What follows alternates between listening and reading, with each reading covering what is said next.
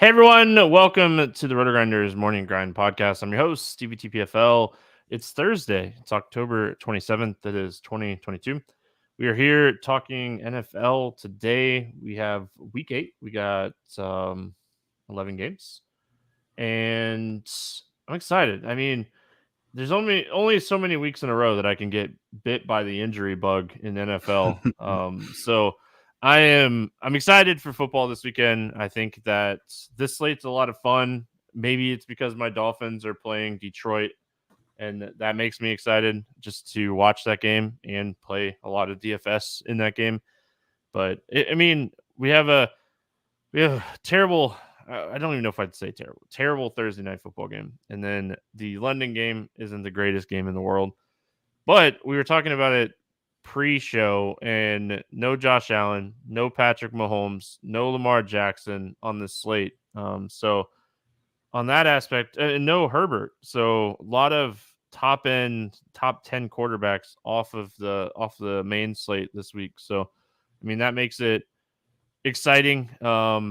Ways to potentially get different this week. Even Burrow's not on the main slate. So Yep. Excited for that. Joined today, as always, by my co-host, Keith Eys819. Keith, week 7 in the books. Can't believe we're already talking week 8 NFL. Yeah, almost halfway through, right?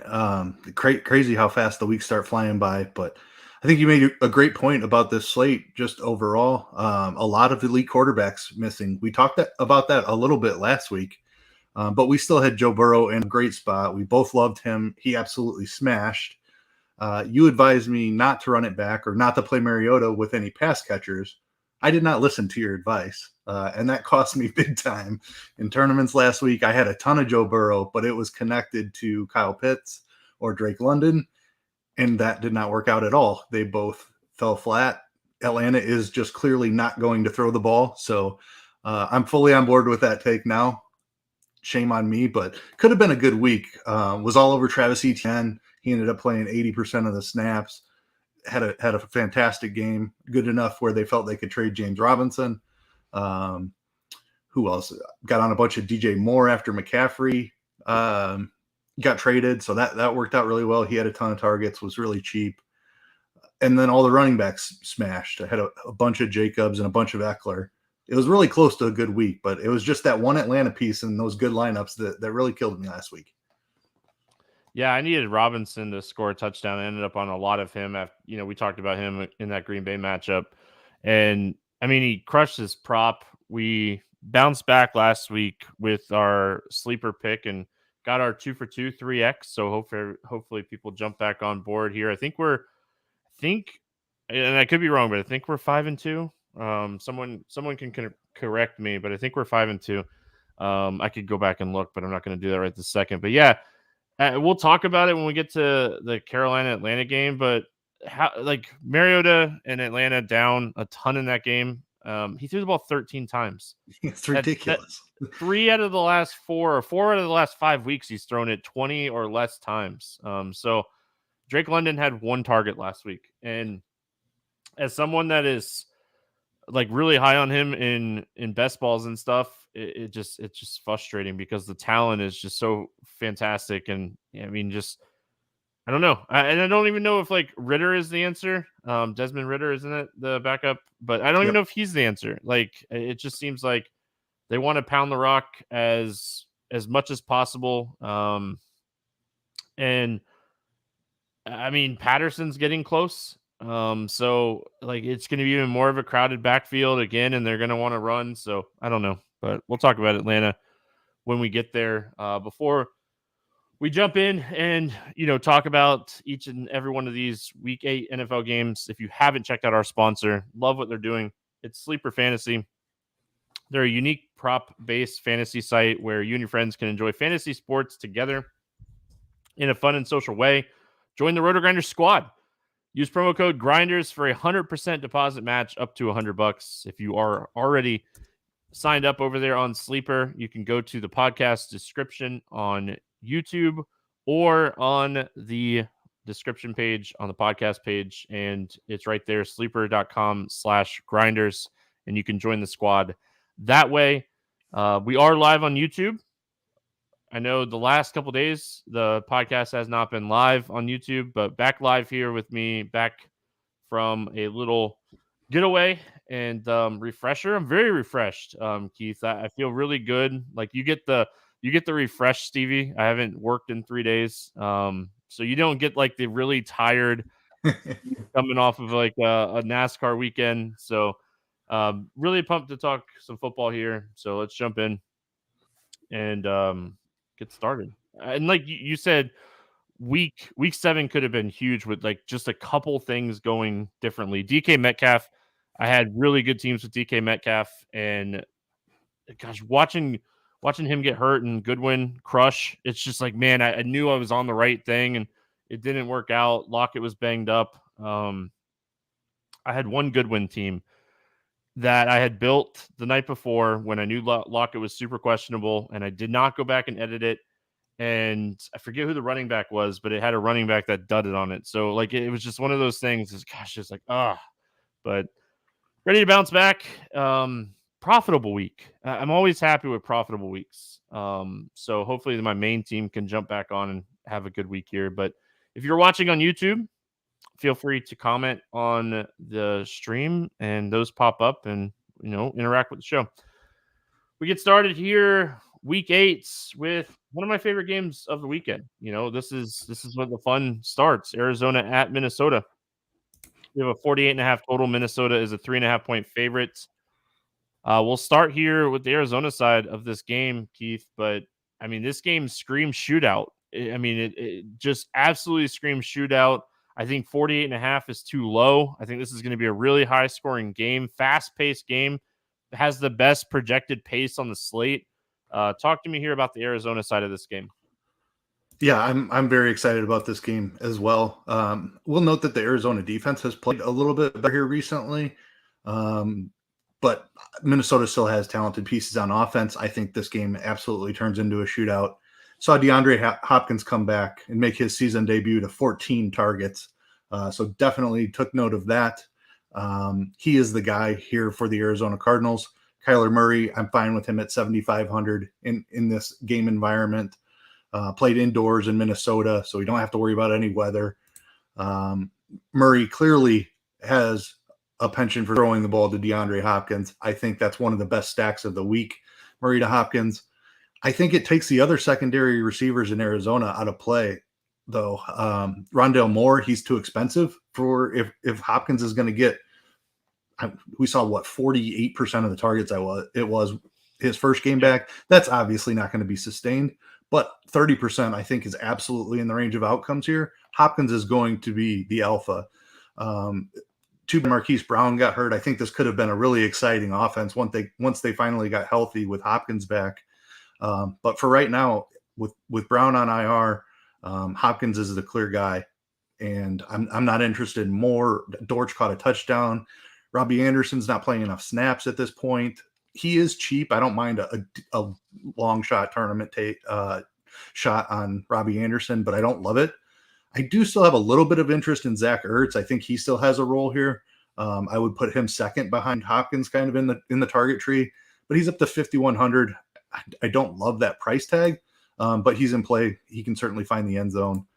And then James Conner's questionable. We'll see if he comes back. But the backfield, I think, is a little bit tough to figure out. With Conner missing a couple of weeks, they played Benjamin, they played some Ingram, probably avoiding the backfield. It's very clearly Kyler Murray to DeAndre Hopkins here for me. A little bit of Ertz sprinkled in.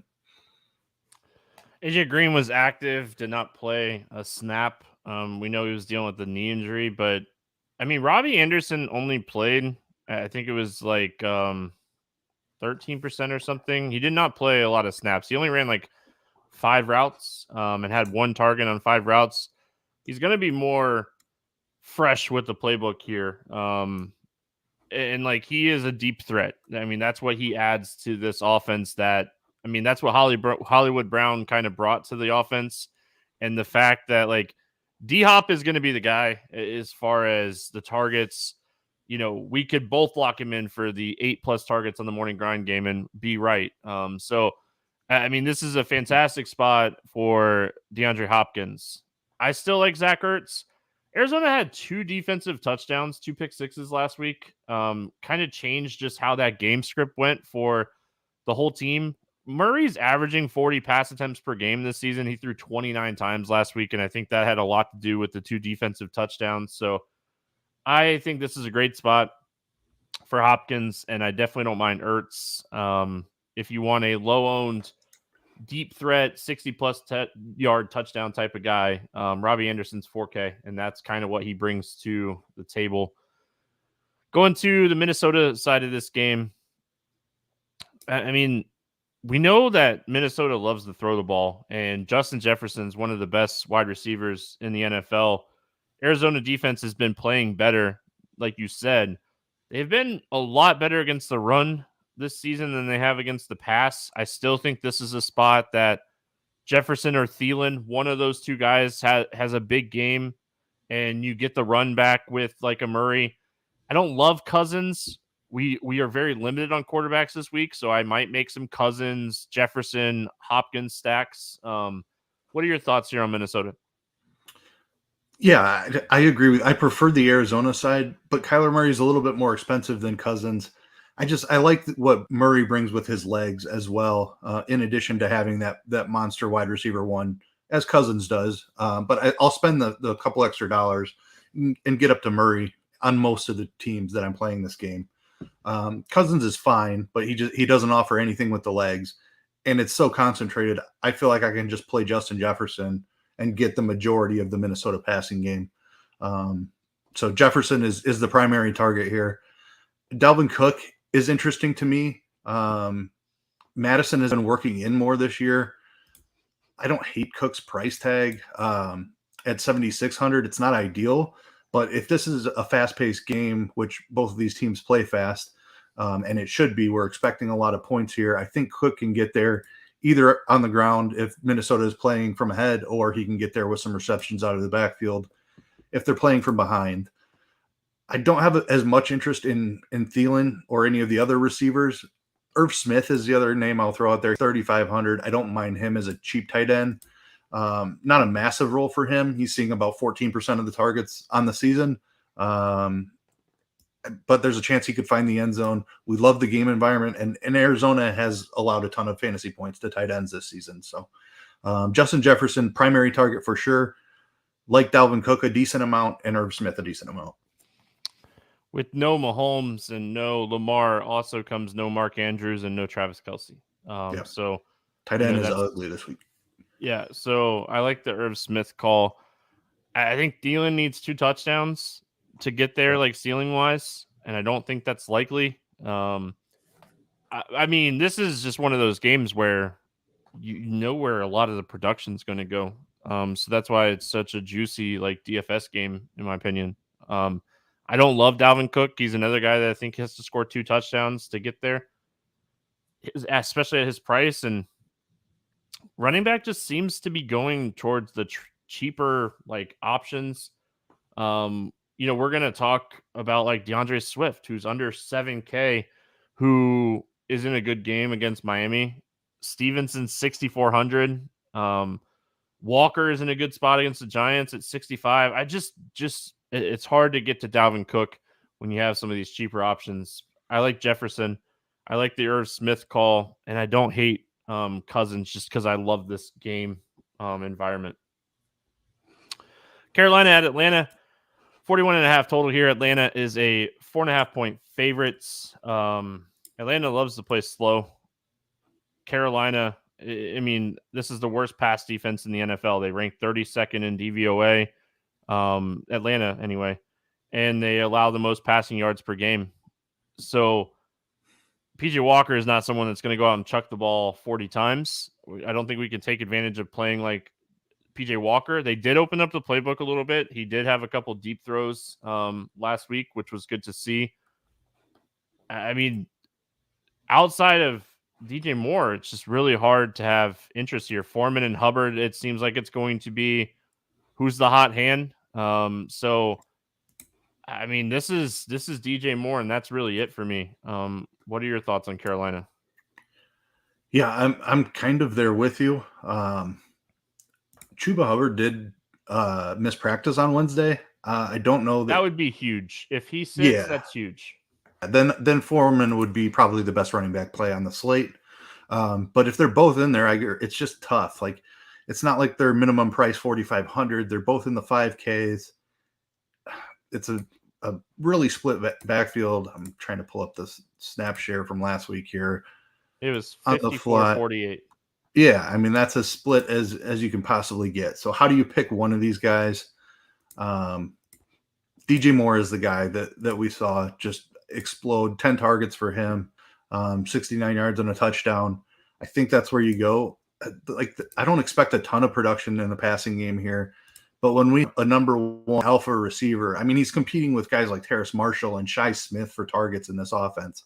DJ Moore is way better than those guys. He's 5,300. He's the number one option in this offense. Agree. He's a fantastic play and not a ton of interest. Like, PJ Walker has decent wheels, but he doesn't run that much. So I'm off PJ Walker. I am looking for cheap quarterbacks this week.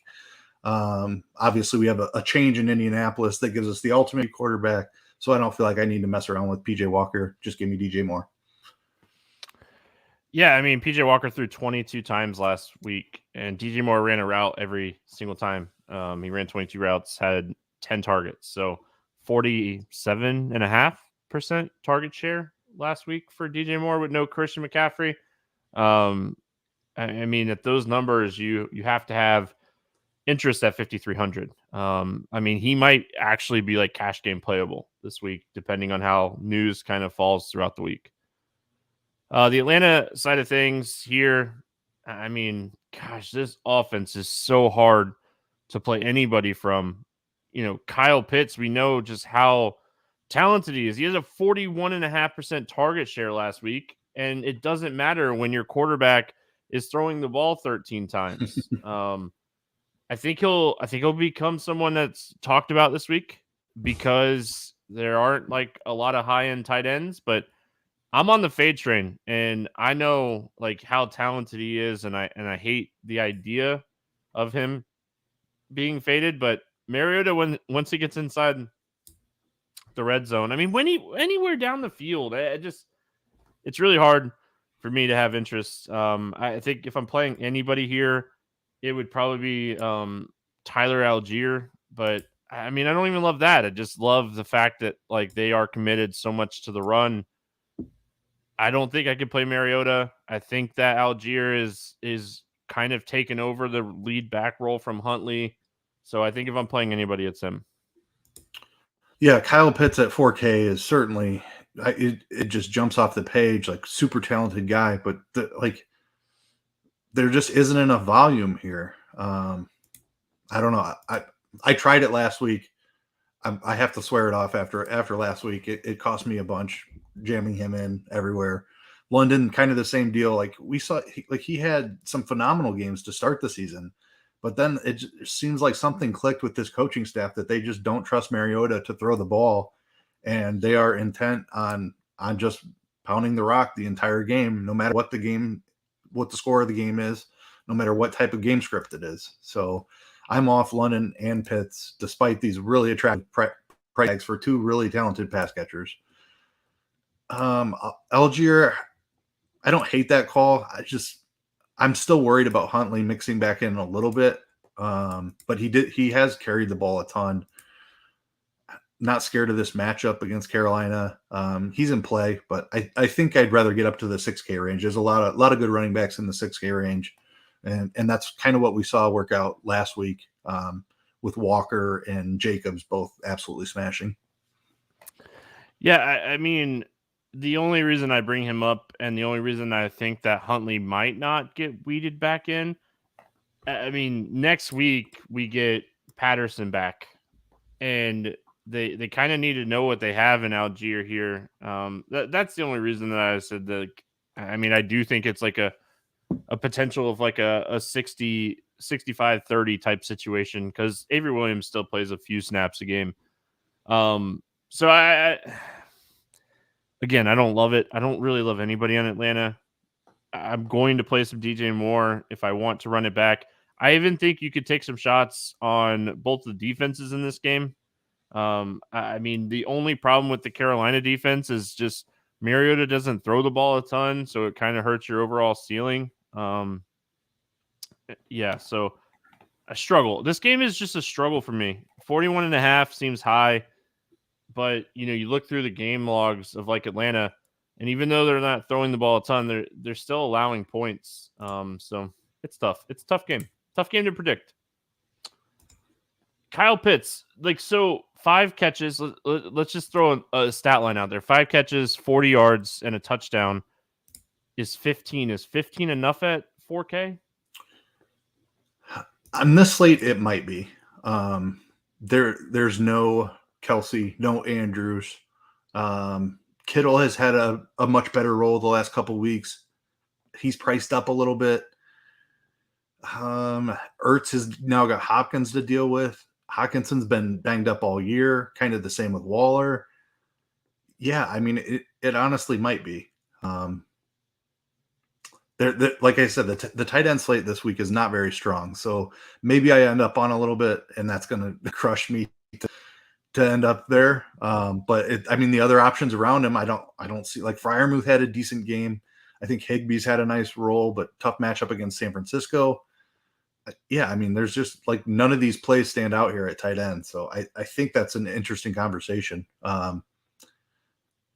It's about having the yards and the touchdown, right? Like he has to fall in the end zone. Yeah, he has to score, which is a problem anytime we're talking about tight ends. Yeah, he's had 1 target inside the 5-yard line this year. No, I mean, we're in week 8. So that's just my biggest issue. He said 3 targets in the 10-yard line.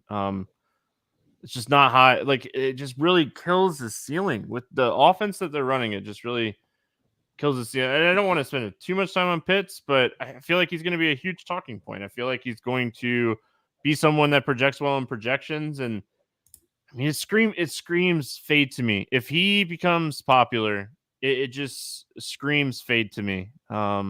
And I could be wrong. I mean, I'm always wrong. I'm never afraid to admit when I'm wrong, but I'm pulling up really quick. I'm not trying to stall, but I'm pulling up our projected ownership here Wednesday night to see what we're looking at for Pitts. And right now, Pitts is projected for 12%. The fourth highest owned tight end on the slate. That to me, right now in the week, screams fade to me. Because I'm not playing 25% and trying to double the field, and I don't want to play 5% because at 5%, what's the point? So, for me right now, it screams fade. So, all right, moving on. We got Miami at Detroit, 51.5 total in this game. Miami is a 3.5 point favorite. Man, Detroit plays fast. This game's in Detroit. Miami, we really don't know what their pace looks like because we've had, 2.5-ish games with no Tua, and Bridgewater kind of being banged up in those games, and Skylar Thompson playing quarterback. I think Miami wants to play pretty fast. Not pretty fast. I mean, I think they're going to want to play fast enough, but looking at this Miami side, I mean, do we have interest in Tua at 6,200 this week, knowing that this is a guy, if Detroit can keep up, Miami, they seem like they want to put the gas pedal down. Yeah, I absolutely love this game. Detroit has been the best team to attack all year long, especially when they're home in the Dome. Tua has been throwing the ball a ton. He has two elite receiving options. Waddle and Tyreek are both in the top 5 in receiving yards, I believe, in the league. I know Waddle's been dealing with an injury, but he's still been producing. Only had 5 targets last week, but still finished with 88 yards. 6,700, totally fair price for this game environment. Tyreek at 8,500, completely fair price. I'm very interested in the Miami offense in general. Tua at 6,200, a little bit more than you'd think you want to pay for him, but before the injury, he was throwing the ball a ton, and he threw it 35 times last week, 261 yards. I have a ton of interest in this Miami passing attack, and I think that Mostert has taken over the backfield as well, and he's 5,900. So I want both sides. I want Mostert and I want Miami stacks. I'm going to be playing an absolute ton of this game. Detroit's been the best team to attack all year long. I don't see that changing in this spot. We love these skill position players here on Miami. This is a great spot for them. Yeah, I don't know how much Tua I'll end up with. I'll play some because I'm going to play so much Tyreek Hill. I'm a little concerned about the Waddle injury. I mean, like his snap share last week doesn't scare me. 80% is kind of what he's been at around all season. He ran the same amount of routes and everything like that. I'm not concerned about his target share last week, only being like 14%. He's going to be higher than that in most games. The game against Pittsburgh was just kind of a weird game. Miami came out, they were firing, they looked fantastic, and then the game just kind of got ugly. And that's just not the case here. This is an amazing spot for Hill, Waddle, Mozart. Sorry, I don't know how much. The Pittsburgh game was a Thursday night game, though, right? Yeah. Thursday night games are always weird because it's a short week. There's not much prep time, so like I don't put as much stock into that. Was it the Sunday night game? Was it a Sunday night game? Okay, I might be wrong. Yeah, I'm pretty sure it was the Sunday night game. Okay, I know it was the primetime game. I'm pretty sure it was Sunday night. Yeah, it was Sunday Night Football because they honored the 70 Dolphin team that went undefeated. 72, 74, 72, 72. Yeah. Yep. My mind is in places elsewhere. Yeah, sorry, I completely threw you off there. No, you're good. But like I could see playing Mozart and Hill together here because of how cheap Mozart is. And I mean, the Dolphins have 4 or 5 touchdown upside in this game just as a team. So a lot of the production, like Sherfield has been like a kind of a role wide receiver, but it's not someone that's going to get really targeted in the red zone. If anybody, it's going to be Crawcraft. Gesicki's becoming more involved again in this pass offense. I don't love him. I mean, Hill, Waddle, Mozart, maybe some Tua. If I get desperate and want to pivot off of or play like a tight end or a double stack with Hill and Gesicki, I could see it just because tight end's weak this week. But ton of interest in both sides. I mean, the Detroit side of this game as well. Assuming that St. Brown can get back from concussion protocol, another guy that injury bug. Yep. Yeah, like DK Metcalf and St. Brown were 2 of my highest owned wide receivers last week. Luckily, I played a lot of them together last week. So, man, and like so I played a lot of CeeDee Lamb with St. Brown, and like those teams didn't do anything anyway because CeeDee Lamb didn't have like a monster game, so didn't really like hurt my feelings. So St. Brown, we'll see. He was limited Wednesday as far as practice is concerned. Hopefully he can get back. DJ Chark went on the IR last week. If St. Brown can't play, Raymond and Reynolds and Hawkinson are going to get a lot of targets in this game. DeAndre Swift sounds like he's good to go. Like he was full practice Wednesday. Sounds like they gave him one more week, after the bye week and then the last week's game. And I mean, I can't hate on Swift here. He's just so uberly talented that he's so involved in the passing game. If he's going to be fresh here, he's someone at 6,800 that has 30+ point upside. Yes, if Swift is back, he's an absolute smash here, especially if St. Brown misses as well. He's a guy that they will absolutely target out of the backfield. St. Brown leaves behind a massive target share if he misses in this game. And Hawkinson is banged up as well. So, and even like the secondary, like Josh Reynolds is banged up as well. I don't know. Swift could get 10 targets in this game. I really think that he could if St. Brown is out. He's, I don't know, like a guy that continually aggravates something and he misses a lot of time. It just seems like he's always dealing with an injury. But when this guy is healthy, he is one of the elite fantasy producers in the league. He's practicing in full. They've rested him for a good amount of time here. He hasn't played since week 3. So if they're ready to bring him back, I'm going to jump on board first week back here, assuming that he's healthy. He's way underpriced for this role, especially if St. Brown is out and we think that he could see an increase in his target share. I absolutely love DeAndre Swift. As far as what else I'm doing with Detroit, I'm highly interested in the passing attack. Jared Goff is 5,500. I'm going to end up playing some Jared Goff. It's not a fun thing to do, but he's cheap, and Miami's defense hasn't been fantastic. It will depend on who's available at wide receiver for him. If St. Brown and Reynolds both miss, it's going to be tough to play Goff. If we're talking about Khalif Raymond and Tom Kennedy as your top receiving targets, that's a difficult situation. But assuming that one of St. Brown or Reynolds can get out there and play in this game, I'm very much interested in either of them stacked with Goff, just because of the price on Goff.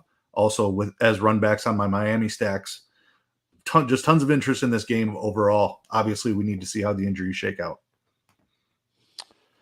Miami lost one of their top defensive backs last week as well for the season. So it's definitely going to make this passing attack even more interesting.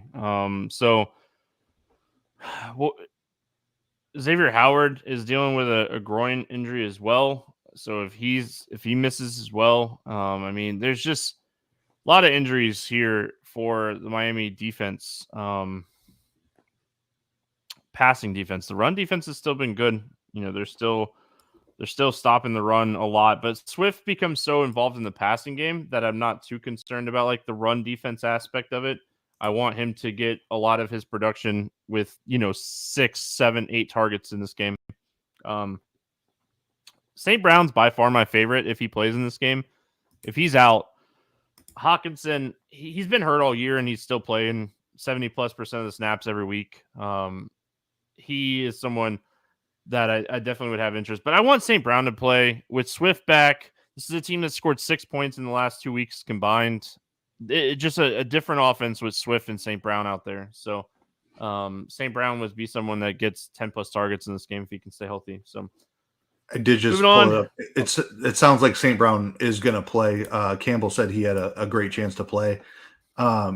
And it was a concussion last week. We're not worried about the concussion. If he clears protocol, it was a that's concussion all good. Protocol. I don't even know if he had like a concussion. It was the protocol thing. Right. He did have that other injury a couple weeks before. I forget if it was come on. It was his ankle the week before. That's far more concerning. The fact that he didn't really have to. He has another week after missing pretty much the whole game last week. So, like, he was willing to test out the ankle before that. If St. Brown is cleared, then I'm all on board with it for sure. Yeah, he cleared that he didn't have a concussion, so I'm not even concerned about it. So Love St. Brown in this game. Like Swift a lot of good pieces in a high scoring affair here, especially with this game being in Detroit. This game's not in Miami. This game's in Detroit. Huge difference. Pittsburgh at Philadelphia, 43.5 total here. Philadelphia is a 10.5 point favorites. We'll start here with the Steelers. Is there anything that you want to play here from Pittsburgh? There's something, yes, because I have a ton of interest in Jalen Hurts on the other side. Probably Deontay Johnson. He has seen the best target share here recently. He's 5,600. He's playing with a rookie quarterback. It's not ideal, but I think that in order for Philly to keep up, he needs to have a decent game, or for Pittsburgh to keep up, rather, with Philly. Pickens at 4,700 is in play for sure. I don't know. All of these guys are cheap. I'm not stacking the Pittsburgh side of this because I think Philly is just going to destroy them, but I think that's going to push Pittsburgh into a pass-heavy game script. And one of these wide receivers is going to see a ton of volume. Freiermuth has seen a pretty decent role here as well, 9 targets in 2 of the last 3 weeks. And I believe he left one of the games early as well with an injury. So like his role is really, had a concussion 2 weeks ago when he only had 2 targets. His role has looked really good here with the change at quarterback to Pickett. So Freiermuth at 3,900, if he's able to go, I'm interested there. I don't know what to do with Najee Harris. He's again, don't play he just him. doesn't look like the same as he did. And Jalen Warren is mixing in. Like he scored so much last year because he played like 85% of the snaps. He's not getting that same role. I do still like some of his props. We'll get to that later on, but as a DFS play, he's cheap and I'm tempted. He just doesn't have the same role, and I think we just need to keep that in mind. So Deontay Johnson, Pat Freiermuth, I think, are the two as run backs from Philly. I don't mind Pickens and Claypool. Yeah. I mean, because you are going to play the Philly side quite a bit here. So just, I mean, Freiermuth is probably my favorite play from Pittsburgh because tight end is kind of weak this, and like a rookie quarterback finding, a tight end like Freiermuth, like week 4, he had 9 targets. Week 5 against Buffalo, he left with a concussion. Came back after the concussion, missing week 6, and against Miami, he had 9 targets. Like rookie quarterback looking for easy throws, and like that's what a tight end like Freiermuth kind of provides. So, I mean, 44 pass attempts last week for Kenny Pickett. So if you do think Pittsburgh's going to be down in this game, I think you stay away from Najee Harris. He's just not getting that like Ben Roethlisberger 8 to 10 targets a game. You mentioned like the snap share. He's not getting the targets. Like he crushed in DFS because he was getting 6-7 catches a week, where just easy catches with, Ben dumping the ball off to him. So it's just not happening here with Pickett and Trubisky.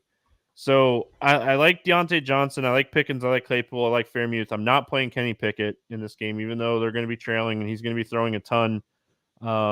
This run defense is really good as well. So that kind of hurts Najee Harris as well. I think the game script hurts him with him just not getting as many targets. So yeah, Deontay Johnson, I think is fine. And then, like I said, I'll mix in some Pickens and I'll mix in some Claypool just because they're really cheap. And the game script and how this game goes should really kind of benefit this passing game. Philadelphia, I mean, we don't have that guy this week. Is Jalen Hurts that guy? Probably. If Pittsburgh can keep this game somewhat close, Jalen Hurts could smash in this one. Miles Sanders is having a really good year. He's someone that kind of forgot about in DFS last year because he just wasn't scoring touchdowns. He has 3 touchdowns in the last 3 games. 2 of those were against Jacksonville in 1 game. Don't know if I love him. Love this spot for A.J. Brown. Dallas Goedert, we don't have a ton of great tight end plays. Don't mind him. But yeah, Jalen Hurts to Brown and Goddard are what I'm looking at here. Yeah, I mean, Philly is the top offense of the week for me. It's pretty clear. Jalen Hurts has the highest ceiling among any quarterback by a mile.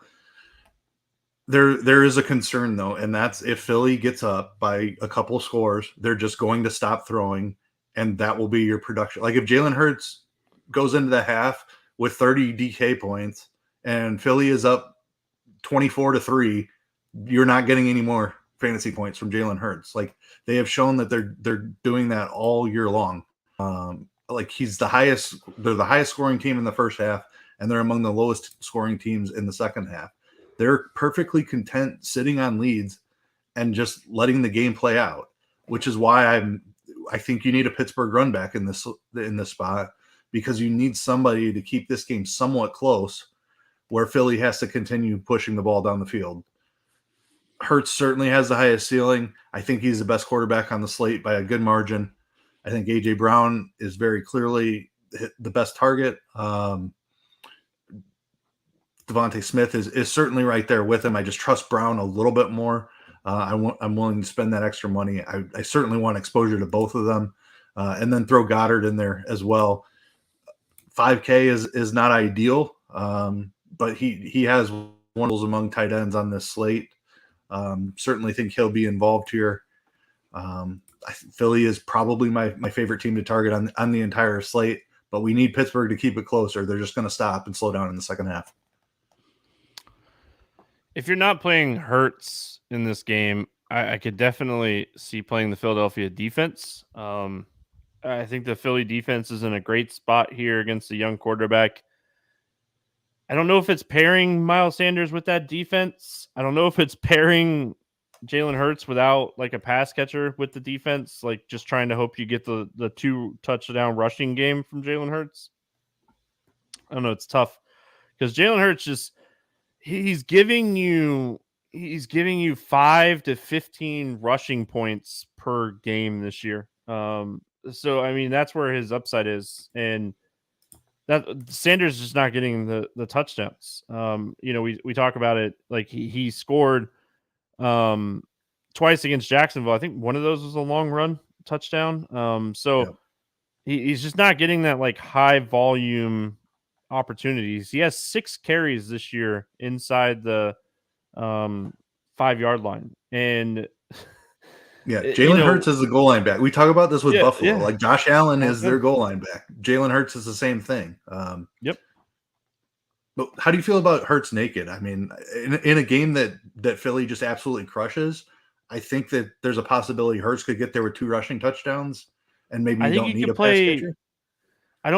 That's why I said I don't think you have to play him naked. I think you play him with the Philly defense. Yeah, I really could see that working. And like, how often that never something that we talk about, playing a quarterback with the defense is just very counterproductive. Jalen Hurts is not your typical quarterback. I mean, I could see them getting up 2 or 3 touchdowns early in this game, and like the defense scoring another one, and like getting 12 to 14 from your defense and getting 30 from Hurts. I could see it working.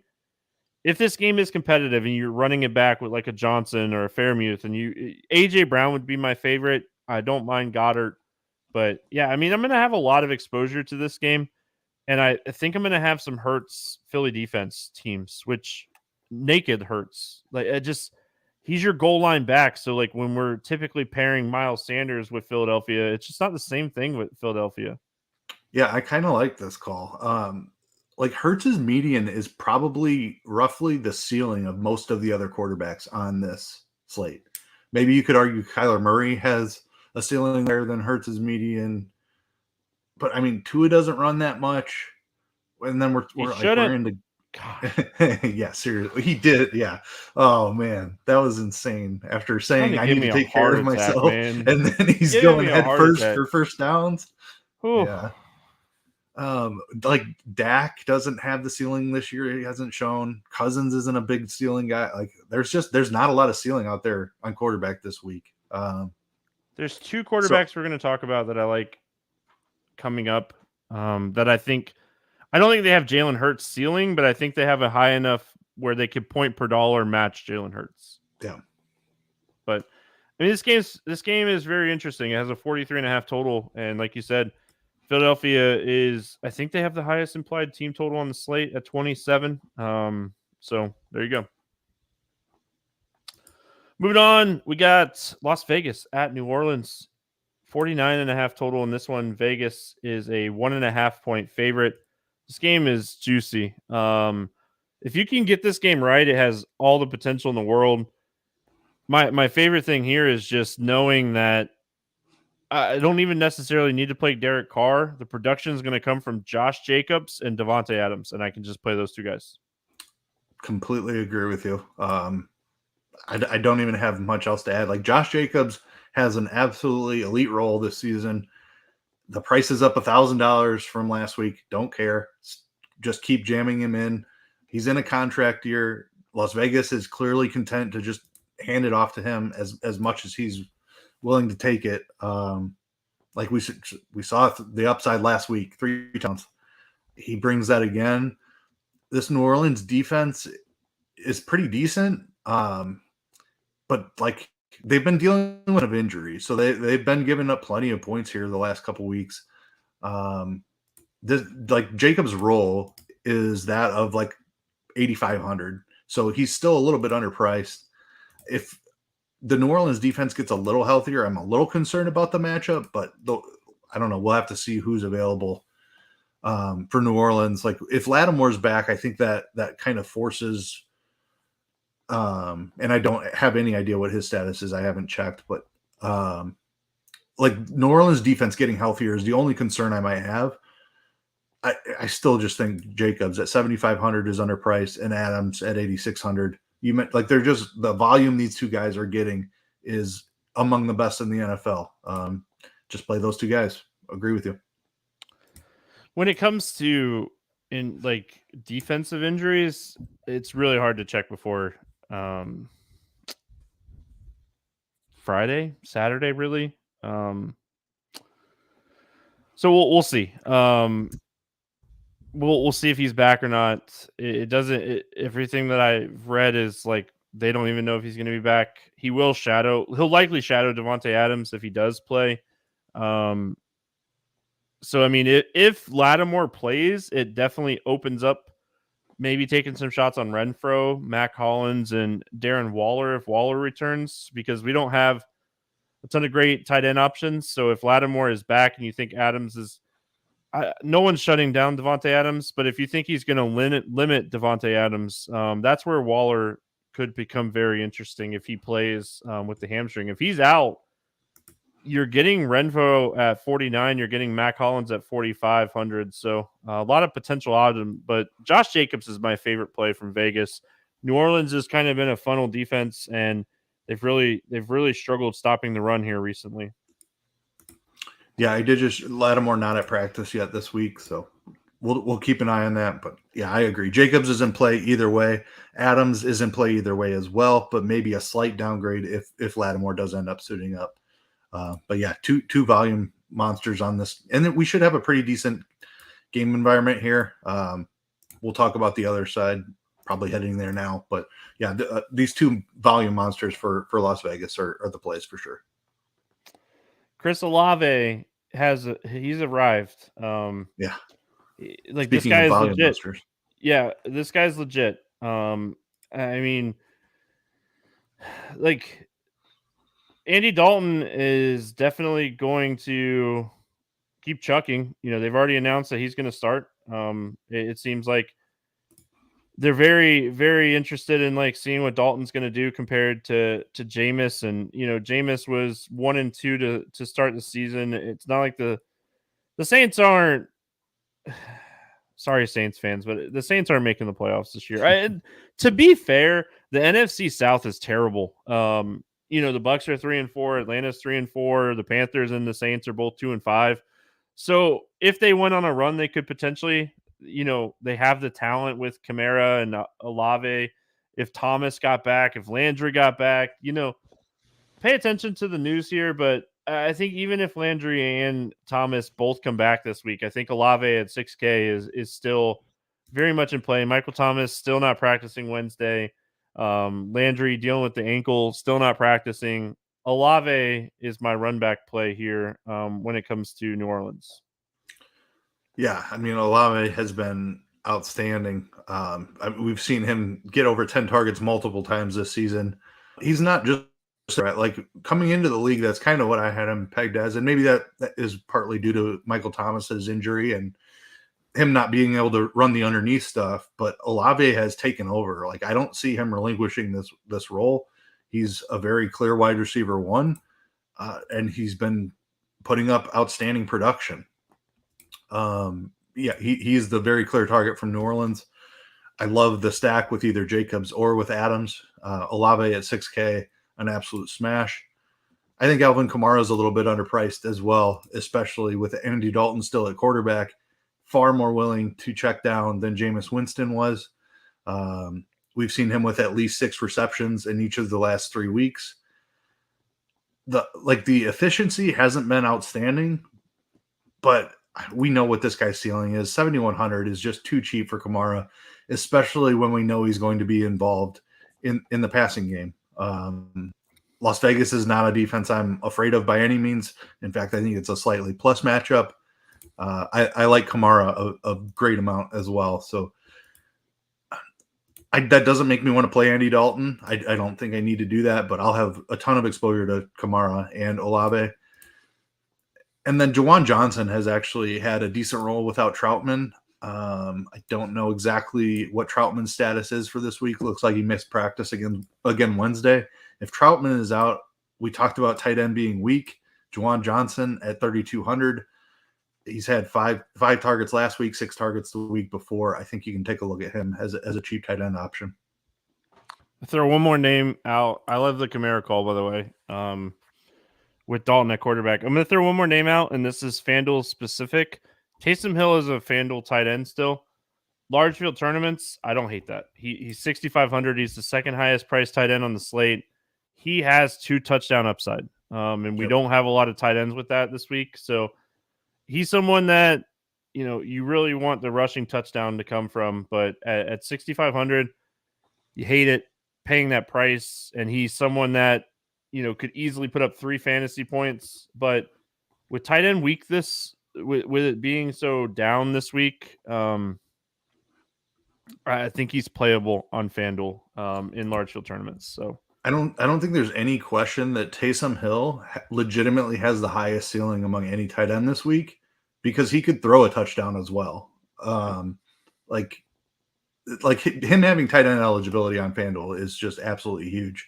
There's like his ceiling is legitimately like 35 points. We've seen it already this year. He scored twice in that game. Actually, he scored 4 times in that game. Yeah, it was 4 times. So it's not going to be very often. But no other tight end has that. Like Kittle maybe could put up 30, but he's not putting up.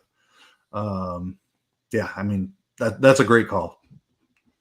Like certainly not a cat. Like the floor is 0 too. Maybe not 0, but very under 5 for sure. But the ceiling is absolutely amazing, and that's what we're looking for in tournaments: is ceiling. Can we? And I don't want to spend too much more time on this game, but could we potentially play Andy Dalton this week at 5,500? I think you could. I mean, he showed us 30-point upside last week. And like it was 4 passing touchdowns and a ton of picks in a really high scoring game. But this game has all the makings of being a high scoring game. I mean, Vegas can put up points with the best of them, So, I mean, the game script could really turn into Andy Dalton throwing the ball 40 plus times in this game. Yeah, I don't hate it. He's in play. I think I prefer Goff slightly. There's one other guy we're going to get that I prefer, which is maybe a little bit of a homer take, but we'll get there. Yeah, he's in. Like I don't think you could play any quarterback on this slate. Maybe outside of PJ Walker and Mariota's getting on that borderline iffy also because of volume. Yeah, if you play Mariota, play him by himself. That's all I'm saying. Lesson learned. Play him by himself. You really need him to have like 2 rushing touchdowns to potentially get there too. Anyway, moving on. Chicago at Dallas, 42.5 total here. Dallas 9.5 point favorite in this one. Anything that you're liking here for the Chicago Bears? Justin Fields, man. Here we go. They ran a completely different game plan coming out of their long week.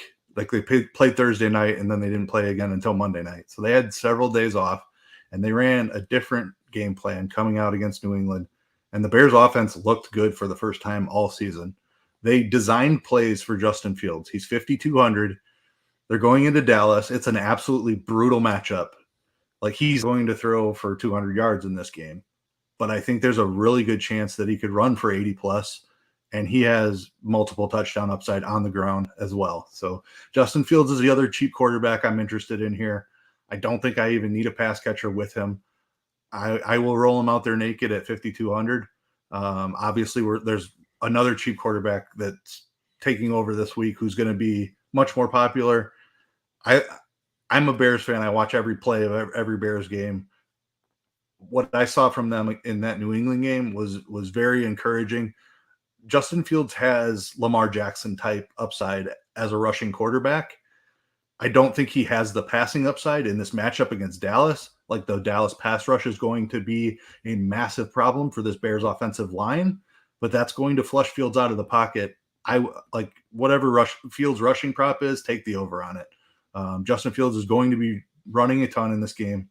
They're designing runs for him now, assuming that they stick with what worked nominally against New England. And why wouldn't they? Like Fields has legitimate 100 rushing yard upside here.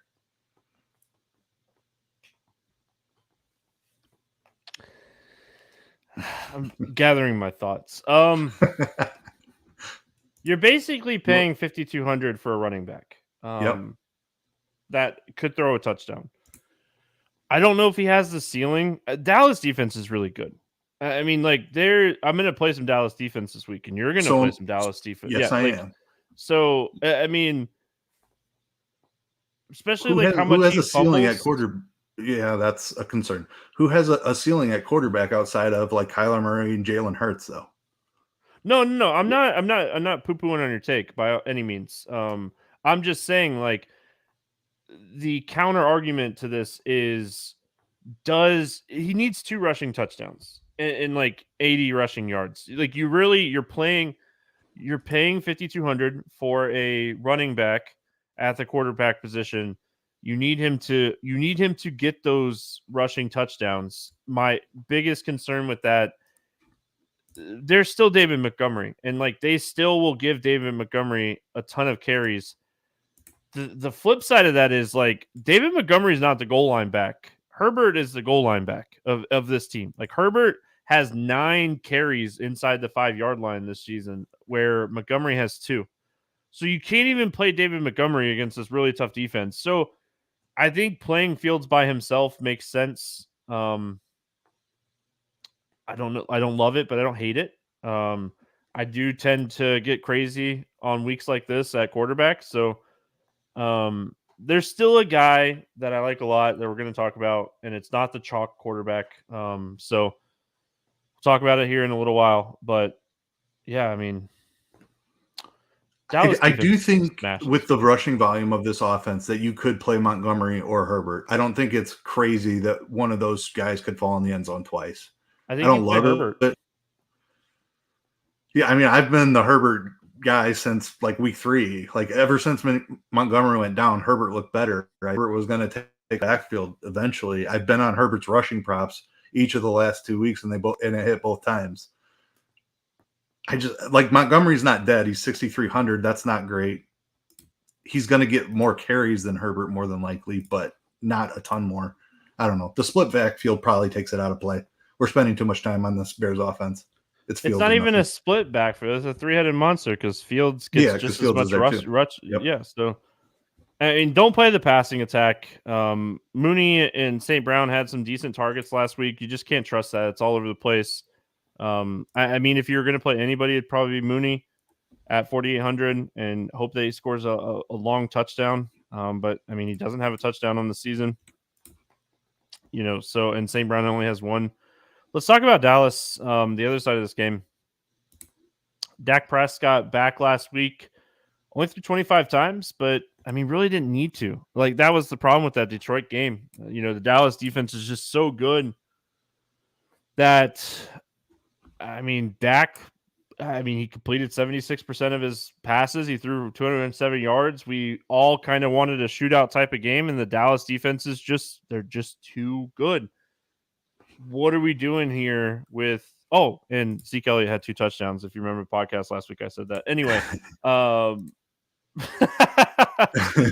hey, listen, Zeke is dealing with a bad – I was going to say – if he misses this week, Pollard is going to smash. Yeah. Tony Pollard's the best play on the slate by a mile if Zeke Elliott misses this Even game. in this tough matchup. Yeah. I mean, he can do it multiple different ways. Like, Pollard is just an elite talent with big playability. He's 6,100. If he has his backfield all to himself, like, he's the best play on the slate. I don't care what the matchup is. I mean, everything that you read – like everything that I've read about Zeke with the MCL sprain, I mean, I just don't see how he plays. So if he's out, Tony Pollard, 6,100, pair him with the Dallas defense. Definitely something that I'll be doing. If you're playing Justin Fields, I think you look at like CeeDee Lamb or Schultz to run it back here with. Gallup is not someone, for years past, like Gallup was the guy. I really think they like this Noah Brown kid.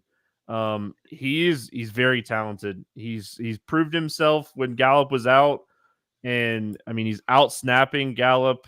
It would be CeeDee Lamb. It'd be Dalton Schultz for me on, like, if you're taking Keith's shot in the dark with Justin Fields this week.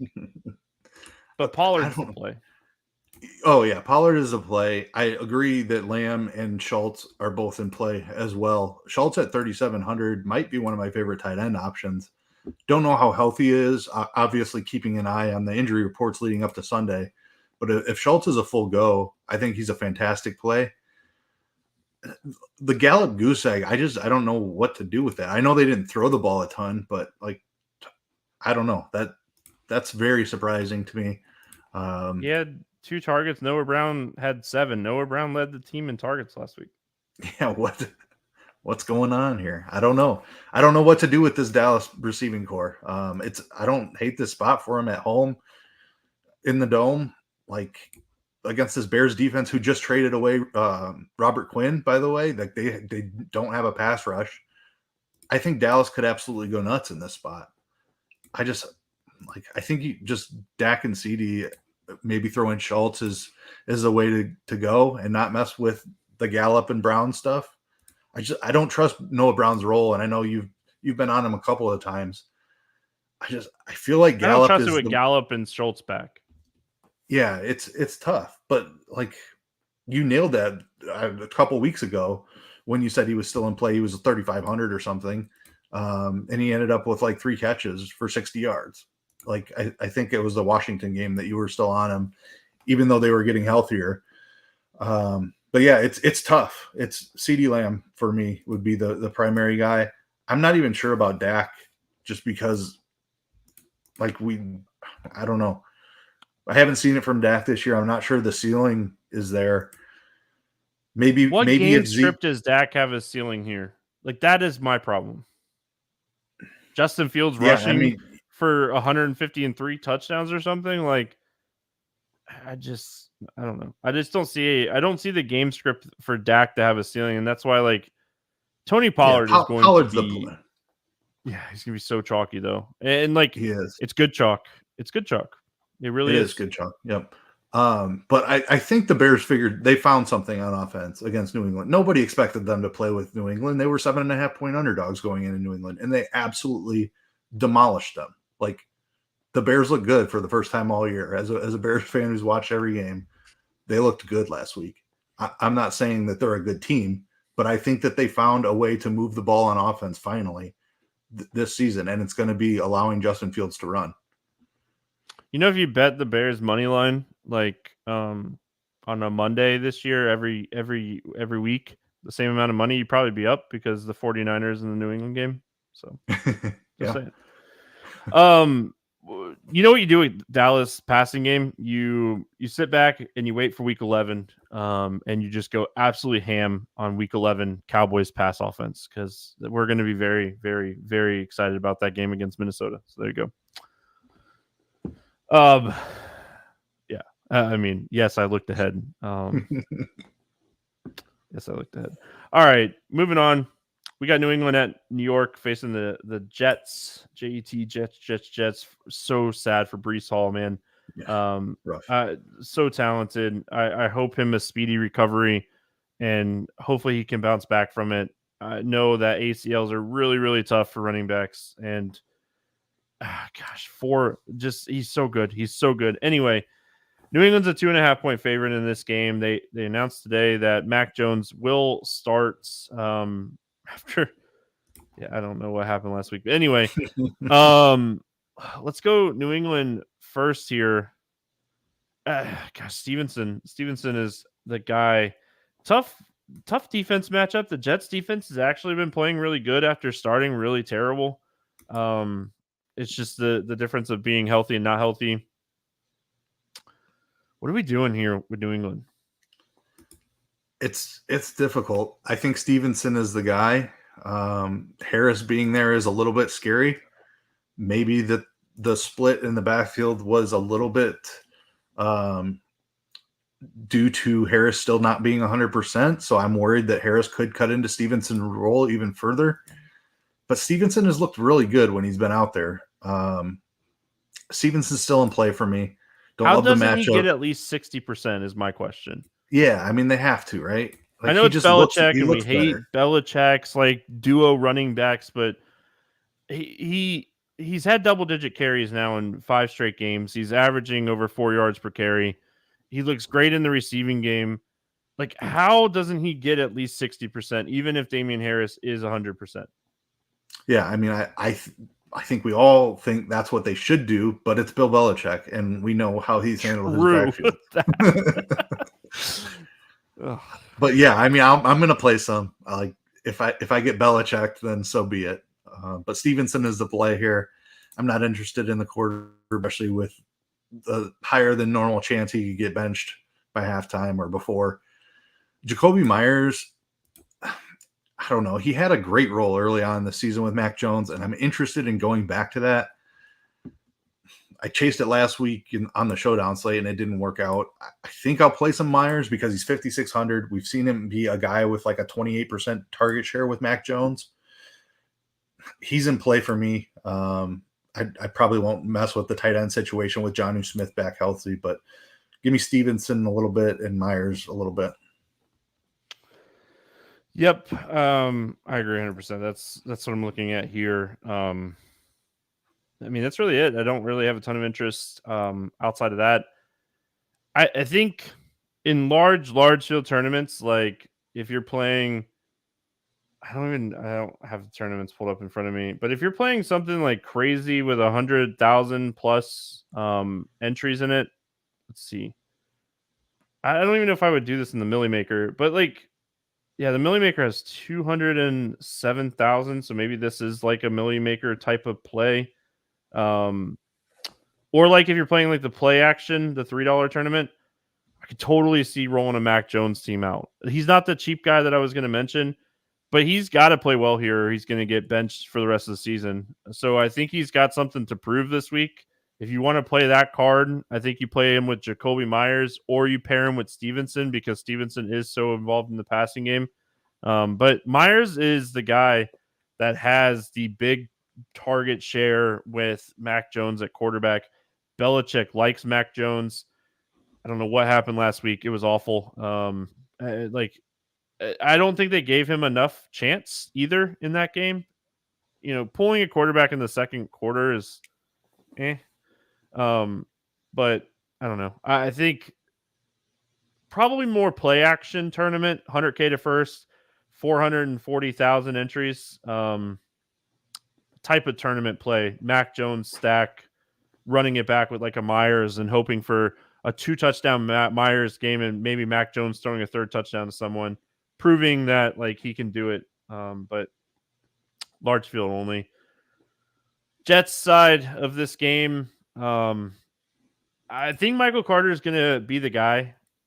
I know they went out and got James Robinson. I think they went out and got James Robinson as a 6th-round pick with the potential of being a 5th-round pick. Yep. Just to kind of be like a secondary running back here, kind of what Carter was doing to Hall. They really didn't have to give up too much to get Robinson. I don't know. Just Elijah Moore doesn't want to be here. Garrett Wilson has a little bit of upside. Conklin has a little bit of upside. This game kind of sucks. I mean, that's just how it is. Like this game kind of stinks. Yeah, it really does. And Robinson, I'm not as concerned about him cutting into Carter's role as much this week, except for on the goal line. Like it doesn't take any time at all to learn how to run a halfback dive on the goal line.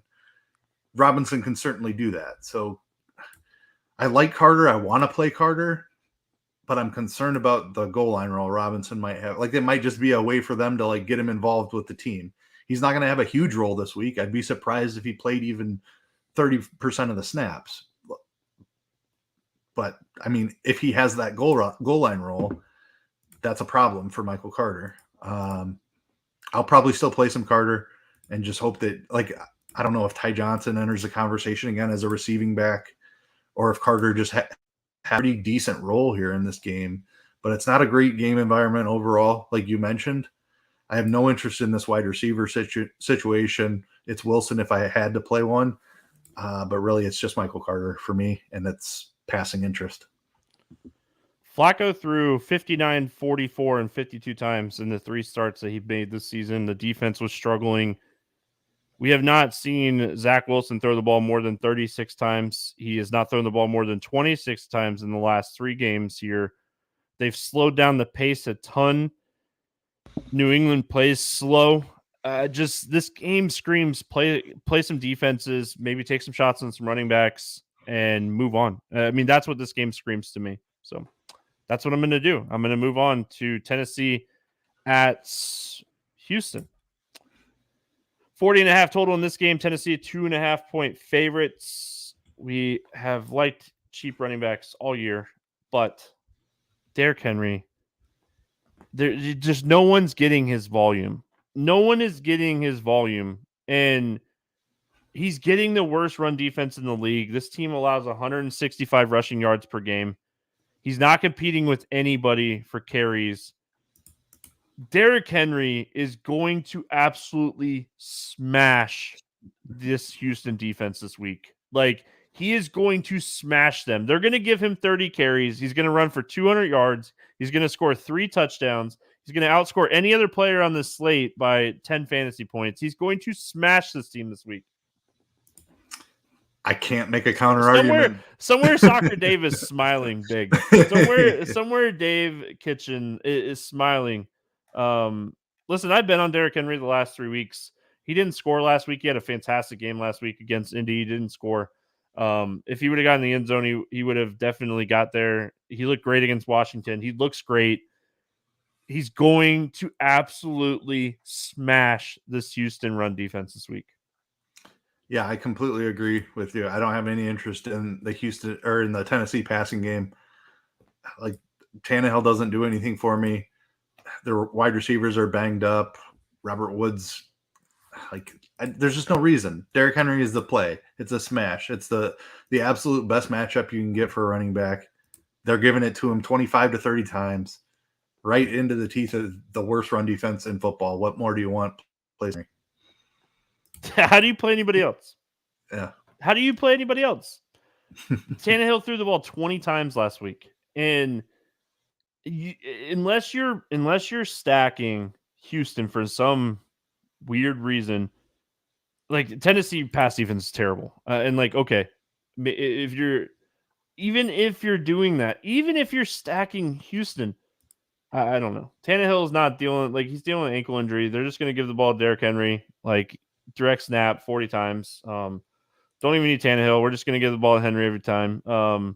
All joking aside, love Derrick Henry. No interest in the passing game whatsoever. Houston side of this game, love Brandon Cooks. I am going to play a ton of Henry Cooks combos this week. I don't need to play Davis Mills.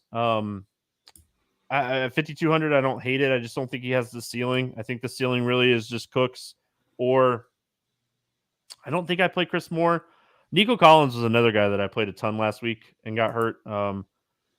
But there's no chance that he's going to play this week with the groin injury. So if you do want to take some shots on Chris Moore, I don't hate it, but take shots on Brandon Cooks. Brandon Cooks, 5,900 in the Dome in Houston. Yeah, love this spot. Yeah, I love your Cooks call. We had seen Nico Collins start to cut into Brandon Cooks' role a little bit. But without Collins now, I mean, Davis Mills has shown he's comfortable with Cooks ever since he came into the league. Has gotten a massive target share. So love this call with Cooks. I don't know if I'll mess around with the cheap guys. Dorsett caught a touchdown. I don't know. I think Houston is going to be stubborn and try to run the ball at the beginning of this game because Dameon Pierce is their best player. But Tennessee has very clearly been a pass funnel this season, a very good run defense, a very poor pass defense. Under 100 yards rushing per game. They're such a good run defense. I don't think they're going to be able to have success running. Maybe Dameon Pierce is good enough to overcome that, and they have a little success, and they just keep doing it. That just kind of kills the game overall, in my opinion. I'm interested in Dameon Pierce just because he has caught a few passes this year. He's actually been more involved in the passing game than I think anyone predicted. The price is coming up. It's a very, very tough matchup, but I think that's going to leave him pretty low owned. Cooks is the play for sure, but I do have a little bit of interest in Dameon Pierce. I don't know what the tight ends, Brevin Jordan probably coming back. They're both cheap, Howard and Jordan. It definitely takes Akins out of play if Jordan is back. I don't know. Howard and Jordan are both 2,600. I don't mind a long shot on those guys. I think Houston is forced into pass eventually in this game, despite trying to run it first. But we'll see. I don't know. Brandon Cooks for sure. A little bit of Pierce just because I think that he still gets plenty of volume, and then maybe some Brevin Jordan. They got behind last week against Vegas, and they chucked a bunch. But Pierce is still involved when they do that. Yeah, I mean, Pierce is going to be someone that he could end up with 5 to 7 targets in this game with 15 to 20 rushing attempts. He needs a touchdown or 2 at 6,300 with all the great plays that we have this week. I don't know if he gets there. It's not a bad play by any means, but Cooks is my guy. I'm going to play a lot. And the other problem with like playing Pierce is I really don't want to play like Henry Pierce combos. And I feel like Henry is the guy that makes Pierce like playable here. I don't think I play Burkhead either. Even though, like, if the game script kind of goes that way, I could see Burkhead, getting involved in the passing game. But they've been using the other guy too. Oh my gosh, who's the other running back? Yeah, they've been using him. Like last week, they used him a lot too. So it's so tough to figure out this team. Just play Brandon Cooks or take some shots on like Moore. But I think Brandon Cooks is the obvious play from Houston. We're moving on. This game, not the greatest. Giants and Seattle, 44.5 total here. Seattle is a 3-point favorite. Yeah, 3-point favorite in this one.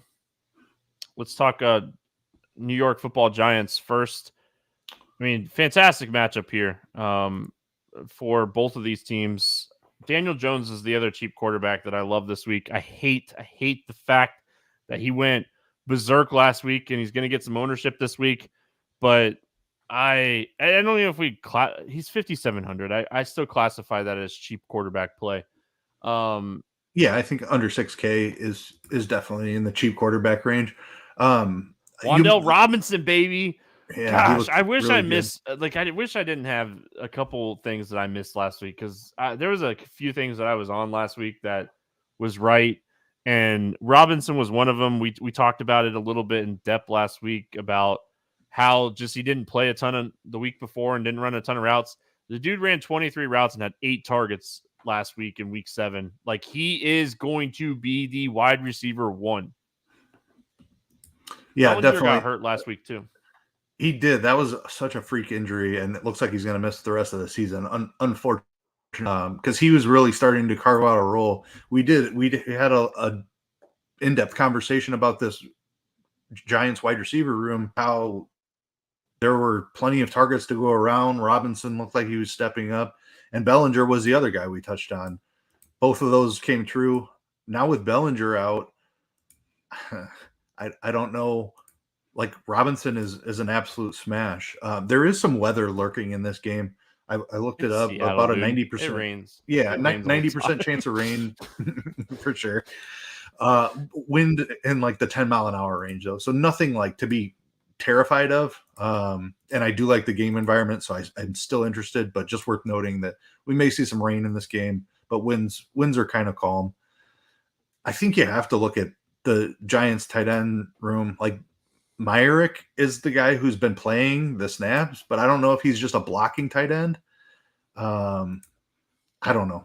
We'll see what comes up, like who they elevate off the practice squad and things like that. Tanner Hudson is there, and Cager, I think, is the other guy they signed off the Jets practice squad. It could just really mean more targets for Barkley out of the backfield. Yeah, which is a phenomenal thing. Yeah, Barkley has had a fantastic role all season long. I love him in this matchup against the Seattle defense. Barkley is a fantastic play. He's expensive. We just talked about how great Henry was.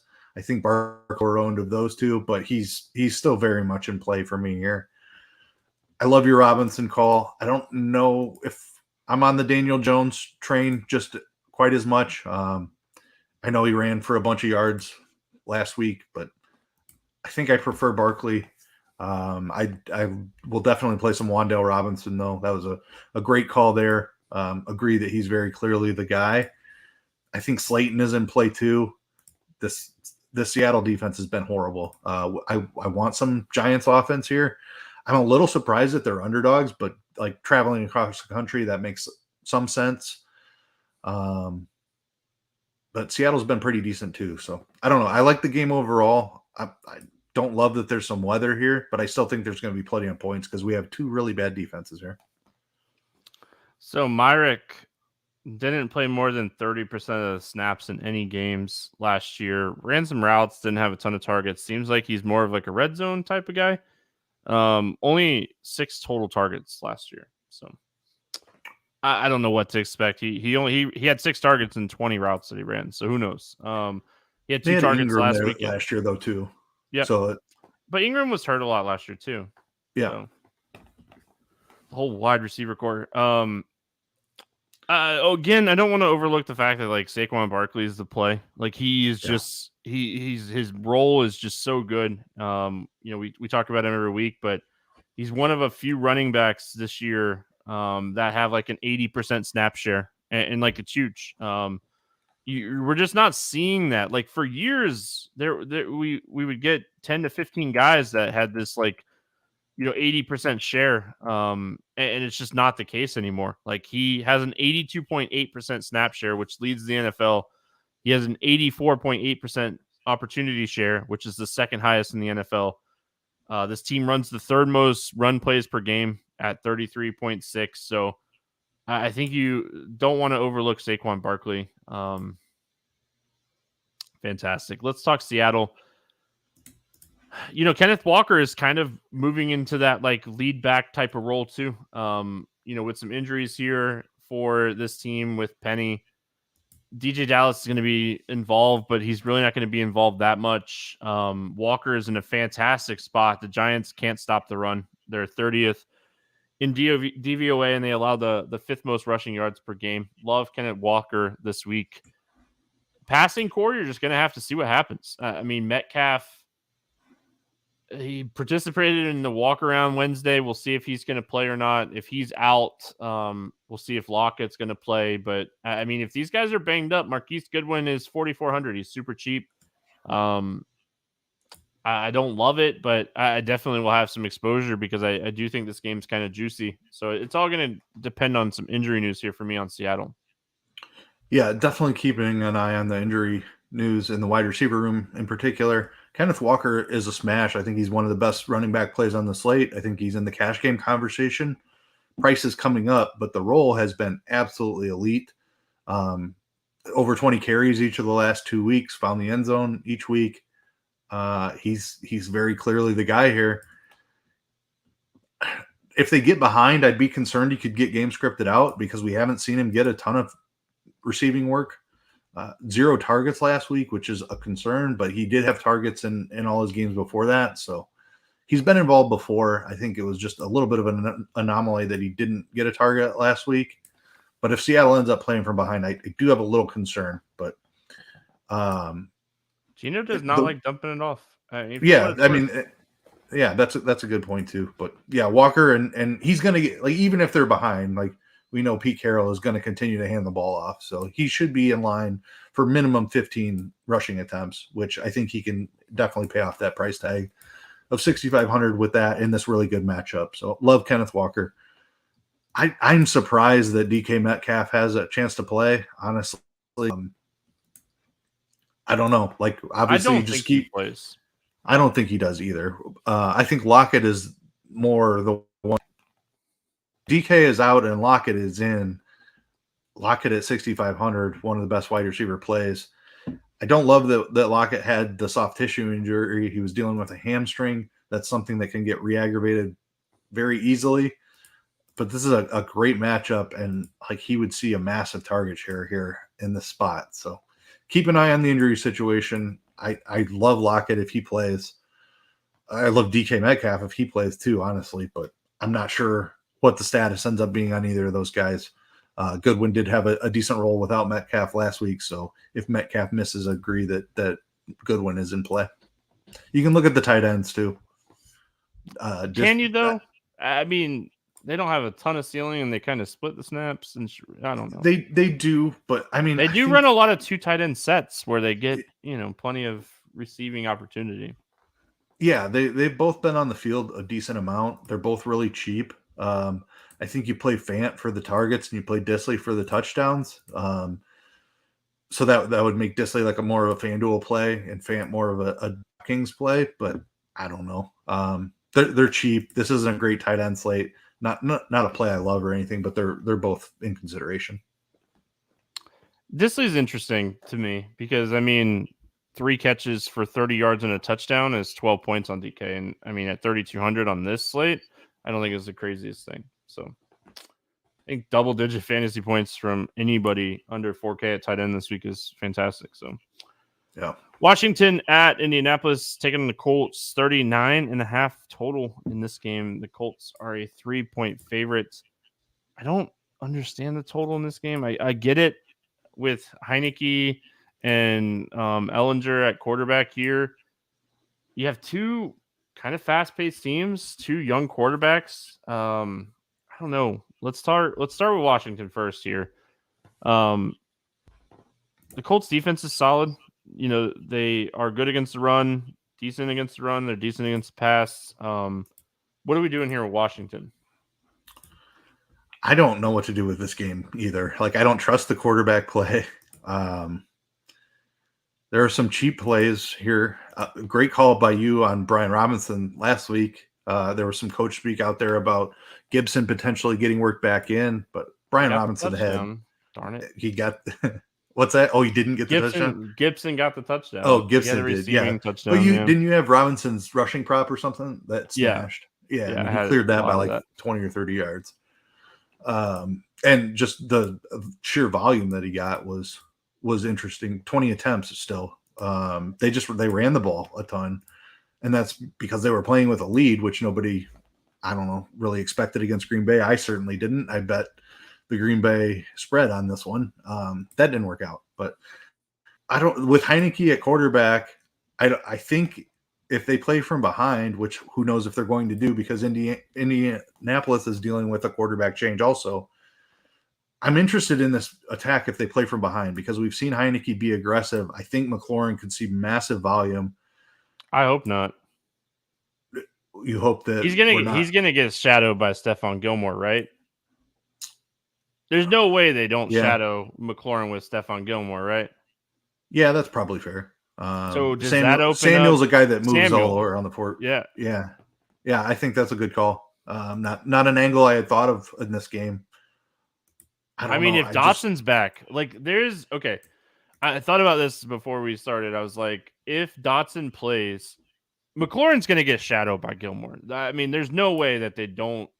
Gilmore typically will take away the number 1 wide receiver on any offense. Like he tried to shut down Kelsey, Sutton, a couple other people this season already. That's what Stephon Gilmore does. So, I mean, if Dotson plays, he didn't practice. He's dealing with the hamstring injury. If Dotson misses, man, I have so much interest in Curtis Samuel. And if Logan Thomas comes back, I have so much interest in Logan Thomas this week. I don't know, man. Like, I don't think I like McLaurin this week. And I am someone I am scary Terry all the way, but I really think this could be a week where Curtis Samuel has a big game. If Logan Thomas comes back, I could see him having a big game. The Colts run defense is really good. Doesn't seem like Robinson's going to be very involved in the run game. So, like, I don't know if I want to play Gibson, even though, like, he was involved. Like, they used McKissick too. Like, I think this is a Curtis Samuel and maybe Dotson if he plays game. Yeah, the running back situation I'm not interested in. Not this week. Yeah, it's a tough matchup.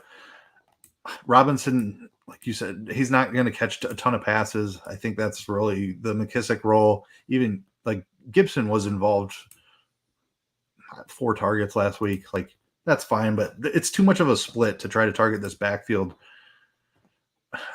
Yeah, I mean, Samuel over McLaurin might be the play. I don't always look at cornerback wide receiver matchups, but I think Gilmore is one of the guys that does matter in the NFL. I don't know. I don't think Dotson plays again. It seems like he's like, hamstrings are tough for wide receivers. I like the tight end call though. Logan Thomas, I would be very interested in if he plays at just 3K. We've seen this guy have a decent ceiling for a tight end. I'll have to, like, I was on McLaurin just because of Heineke and has been targeting McLaurin a ton, especially when they played together last year. McLaurin is a very talented guy who I think has just been given a bad situation this year. But you make some good points about Gilmore, so I'm going to look into this a little bit more. There's just a few shadow corners, right, that you have to respect how good they are.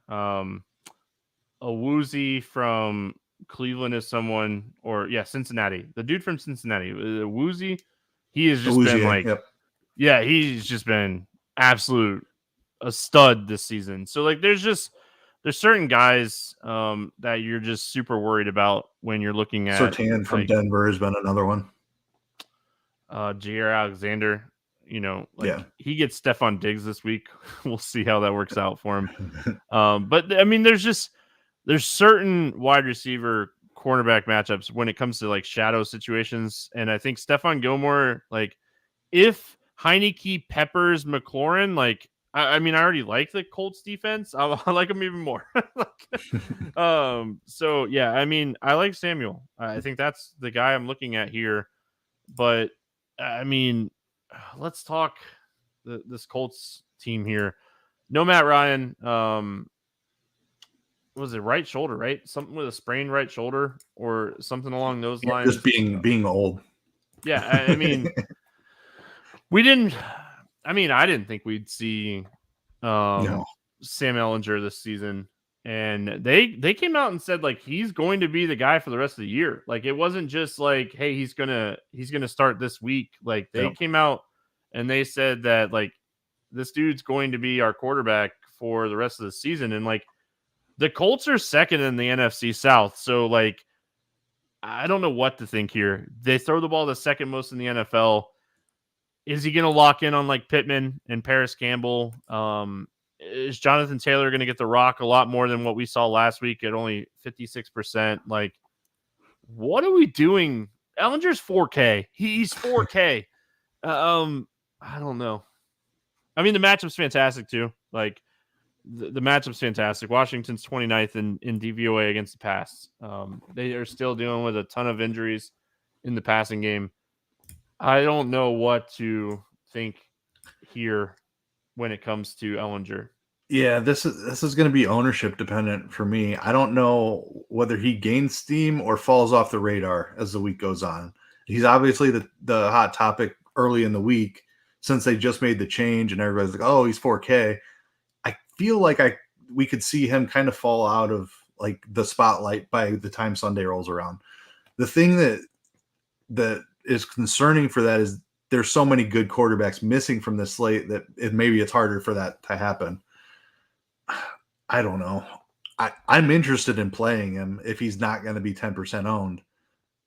Right now, we have him about 8% owned. If he stays in that range, I probably play a little bit.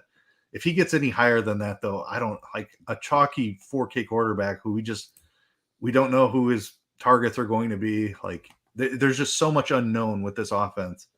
He looked really good in the preseason. He's a guy that ran a little bit and had a ton of rushing touchdowns in college.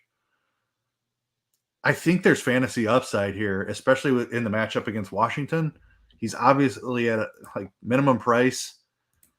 I think you could play him by himself if you don't trust Pittman. I think I trust Pittman. I think you could put Pierce and Campbell in there too. Paris Campbell is a guy who's kind of come out of nowhere and just had double-digit targets for 2 straight weeks. 4,500. I don't know that I trust that with the quarterback change, but like, I mean, you spend 8,500 on a quarterback wide receiver stack. How much do you really need?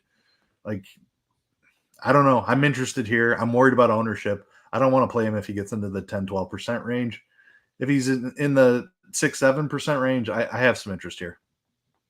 Like you can just do different things with the lineup. Like you could pay up for Barkley and Derrick Henry at running back. If you stacked Ehlinger and Pierce or Campbell, like it's a great way to save some money, and I think there's some upside. I mean, you could potentially play him naked. I think Pittman is my favorite here. Yeah.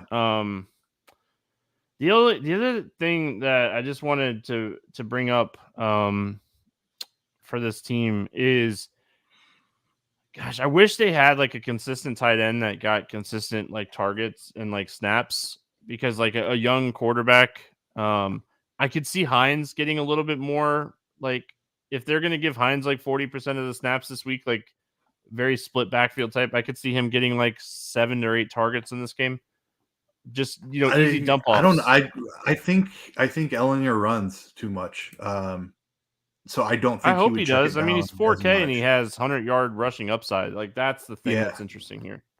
I think I like your tight end call better. I'd be concerned about him checking down to like we don't see Lamar Jackson check it down to a running back ever. Or Like it's just Campbell. he runs. Or Yeah, I Pittman. mean I think I don't that's know. fine too. Yep. He's so cheap that I mean, you have to have a little exposure.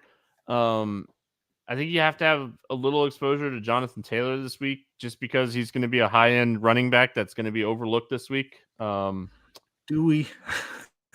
Yeah, I know. Like Like, their I hear offensive you. line is it's not the same It's as it so was bad. last Yeah. year.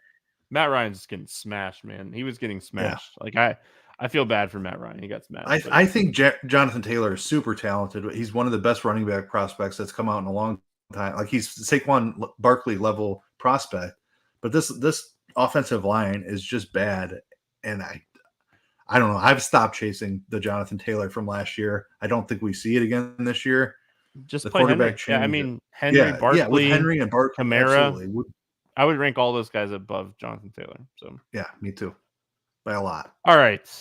Last game, San Francisco at LA taking on the Rams, 42.5 total here. San Francisco, a 1.5 point favorite. Two of the slowest paced NFL teams, two of the better defensive teams in the league, ranking 8th and 7th in DVOA and 29th and 26th in pace. Starting with the 49ers, they got a shiny new little tool. His name's Christian McCaffrey. He's going to have a full week of practice here this week. He's 8,700. The only thing that I'm concerned about with Christian McCaffrey is what does he do to George Kittle's look. I just Deebo Samuel is Deebo Samuel. Ayuk coming off of another big target game. I just with the Rams really just not looking great on offense this year. I worry about this game. I mean, we already saw this game. It was a 33-point game where Matthew Stafford couldn't do anything. He threw the ball almost 50 times and just was terrible. What are we doing with the 49ers here? Yeah, I don't know. This is tough because McCaffrey entering this offense definitely takes away from role. Like you'd think Deebo Samuel sees a bit of a decrease in rushing. Maybe that raises his target share, and that's Deebo might not even him. play. He really that He was hamstring. questionable, right? Yeah, Yeah. that hamstring might be like a real concern. Yeah, I mean, if Deebo's out, I think you have to have some level of interest in Play Ayuk. Kittle. Gotta play Kittle. And Kittle too. Yeah. Yeah. McCaffrey can get a ton of targets though too. Like we saw him with a limited role last week. I think he mixes in quite a bit this week. I would play McCaffrey before I play Jonathan Taylor. Like if McCaffrey plays 65% of the snaps, he's underpriced at 8,700. Obviously, we haven't seen him with a ton with Jimmy Garoppolo, but Garoppolo is the type of quarterback that will check down to his running back. We know that Shanahan has had massive success with running backs. Now you put a first round running back in there behind in this offense. Like McCaffrey has massive upside if he's going to play 60% of the snaps. Not a great matchup against the Rams, obviously, but I don't know. I'm interested in some of the San Francisco pieces. A sprinkle of McCaffrey just in case he plays a ton. I like Kittle. The price is coming up. I feel like I was ahead like that switch in the targets and have had some success with Kittle, but now I feel like he's appropriately priced for his role. If Deebo is out, I think that goes back into Kittle's favor, and you can definitely play some Kittle. Ayuk's price has come up too. Like I don't love the pricing here for this matchup, but I do have some interest in the San Francisco side of this game. My favorite play is probably Ayuk. If we don't get Deebo this week, Ayuk, he's just gonna have a large role. And I definitely don't mind Kittle. Christian McCaffrey is expensive. I would probably rank him below. I think I have to rank him below Derrick Henry and Barkley this week, just because of like we know the roles that like those two guys are going to have. And I mean, they're They're cheaper than him too, and they're in the better matchup. So I don't know. I would agree with you. I'd rank Christian McCaffrey if we're looking at like the 5 highest priced running backs on the slate: Cook, Taylor, Barkley, Henry, McCaffrey. McCaffrey would be third. I'd rank him ahead of Taylor and Cook, but I would definitely have Barkley and Henry above him. Looking at That's the how I would have Rams, it as well. look at the Rams side of this game. They had a bye week, right? Like a bye week couldn't have come better for the Rams. They needed it, but I think you have to play Cooper Kupp this week. I know he's 9,600. I know he's super expensive. We're looking at 15 plus targets this week against this tough defense. Cooper Kupp is he's just going to be peppered with targets. Higbee is someone that I like at tight end this week. He's someone that has touchdown upside. He's someone that has high target upside. So definitely like Higbee. I think this game's going to be very competitive. I know that it was like a 9-24 game. I think the bye week is going to help the Rams offensive line get a little bit healthier. I think this is a game where you're looking at Higbee, you're looking at Cooper Kupp, and that's really it. I mean, am I missing something here? Like, I know, isn't Van Jefferson supposed to be back to play this game? Oh, I hadn't even seen that. Yeah, he's off He was the designated to IR. return. On They track still to make have his 3. season debut. Yeah. Okay. I know because they have like 3 weeks. Once you activate them from IR, like they can practice for 3 weeks before you have to like officially put them on the active roster. But yeah, I see that report you're looking at there. Expected to make his debut. So I don't think that like it's not going to take me off of Cooper Kupp. We have to kind of look at Van Jefferson, right? Like He's 3K, Allen man. Robinson hasn't. Yeah, Allen Robinson hasn't done anything. Like Skowronek has been involved, but like he's been a Yeah, but fullback at times too. if you give Van Jefferson the targets that Skronek was getting, Skowronek, yeah, yeah, like 5 to 8 targets at 3K on a team that throws the sign me ball the up. fourth most in the NFL. Yeah, sign me up for that. Yeah, I mean we I think gotta that's mention very Van interesting. Jefferson. Yeah, and like the other thing is, look at this running backs room. Like Cam Akers is whatever. He might be traded by the time this game goes down. He's not Darrell playing another Henderson is game. on the no, not for the Rams for sure. Henderson hasn't been practicing. It's an illness. He's probably fine by Sunday. But their He backups are plays. Malcolm Brown and Ronnie Rivers. So like I don't know if like Henderson is interesting, I suppose. It's a disgusting matchup, but we've seen him be involved in the passing game. I kind of think San Francisco puts it to him again, even though this one's in LA. I think San Francisco is just a better team. Add McCaffrey now to the mix. If Debo is out, maybe I come off that stance a little bit. I just the Rams are in trouble right now. Like their offensive line is bad. Their running backs room is a mess. Like it's Cooper Kupp. Like I totally agree with your plays. Kupp and Higbee are smashes. I think Van Jefferson is in play because of the 3K price tag, just in case he gets the Skowronek roll and sees even if he saw a 15% interested at 3K. Like I feel like San Francisco should lead this game. They're only 2-point favorites, so what you say makes sense. Like it's kind of agrees your side of this. But yeah, Kupp and Higbee are smashes regardless of game script. Jefferson because he's cheap. I think you can look at Henderson if he suits up. He's 5,500. But even just going to the running back situation again, even last week or 2 weeks ago when Akers was out, Henderson didn't play a full complement of snaps. They worked in Malcolm Brown and they worked in Ronnie Rivers. So I don't know. The running backs room is a mess as well. Yeah, Kupp and Higbee. Enough said. Yeah, he played like 70% of snaps, which was higher than I thought it was going to be after everything that you heard. But bye week definitely allows it to be more of a 50-30-20 situation. We'll see. Maybe Henderson is in a tough matchup too. Like you don't even have to mess with it because the 49ers just don't let running backs run. So, I mean, that's why I like Cooper Kupp. That's why I have interest in Van Jefferson and Higbee. So, all right, let's play the morning grind game, and then we will get out of here. find a pen so I can write this down. We did okay last week. We were okay. I'll just say that we were okay. We didn't have the best. We both got crushed on our quarterback wide receiver stats last week in the morning grind game. We our tight ends for touchdowns killed us. I had Joe Burrow, man. I mean, yeah, you had Burrow for 300 plus yards. You didn't have him for your quarterback wide receiver stack for a touchdown was Carr and Adams last week. So yeah, I had Dak and Adams CD. put up 8. So. Adams put up 8 for 95. I mean, that's not enough for his price. I'll give you that. Still not a touchdown for the game, though. All right. All right, give me a quarterback that's going to throw for 300 plus yards this week. Give me Tua. He's going off against Detroit in the Dome. Love the spot for the Dolphins passing game. Yep, I don't hate that one at all. I like to go cheap usually for this because it's fun, but give me Kyler Murray. I hate this question this week. I like it. Absolutely hate it. Yeah, it is a really tough question. Yeah, low-owned running back for a touchdown this week.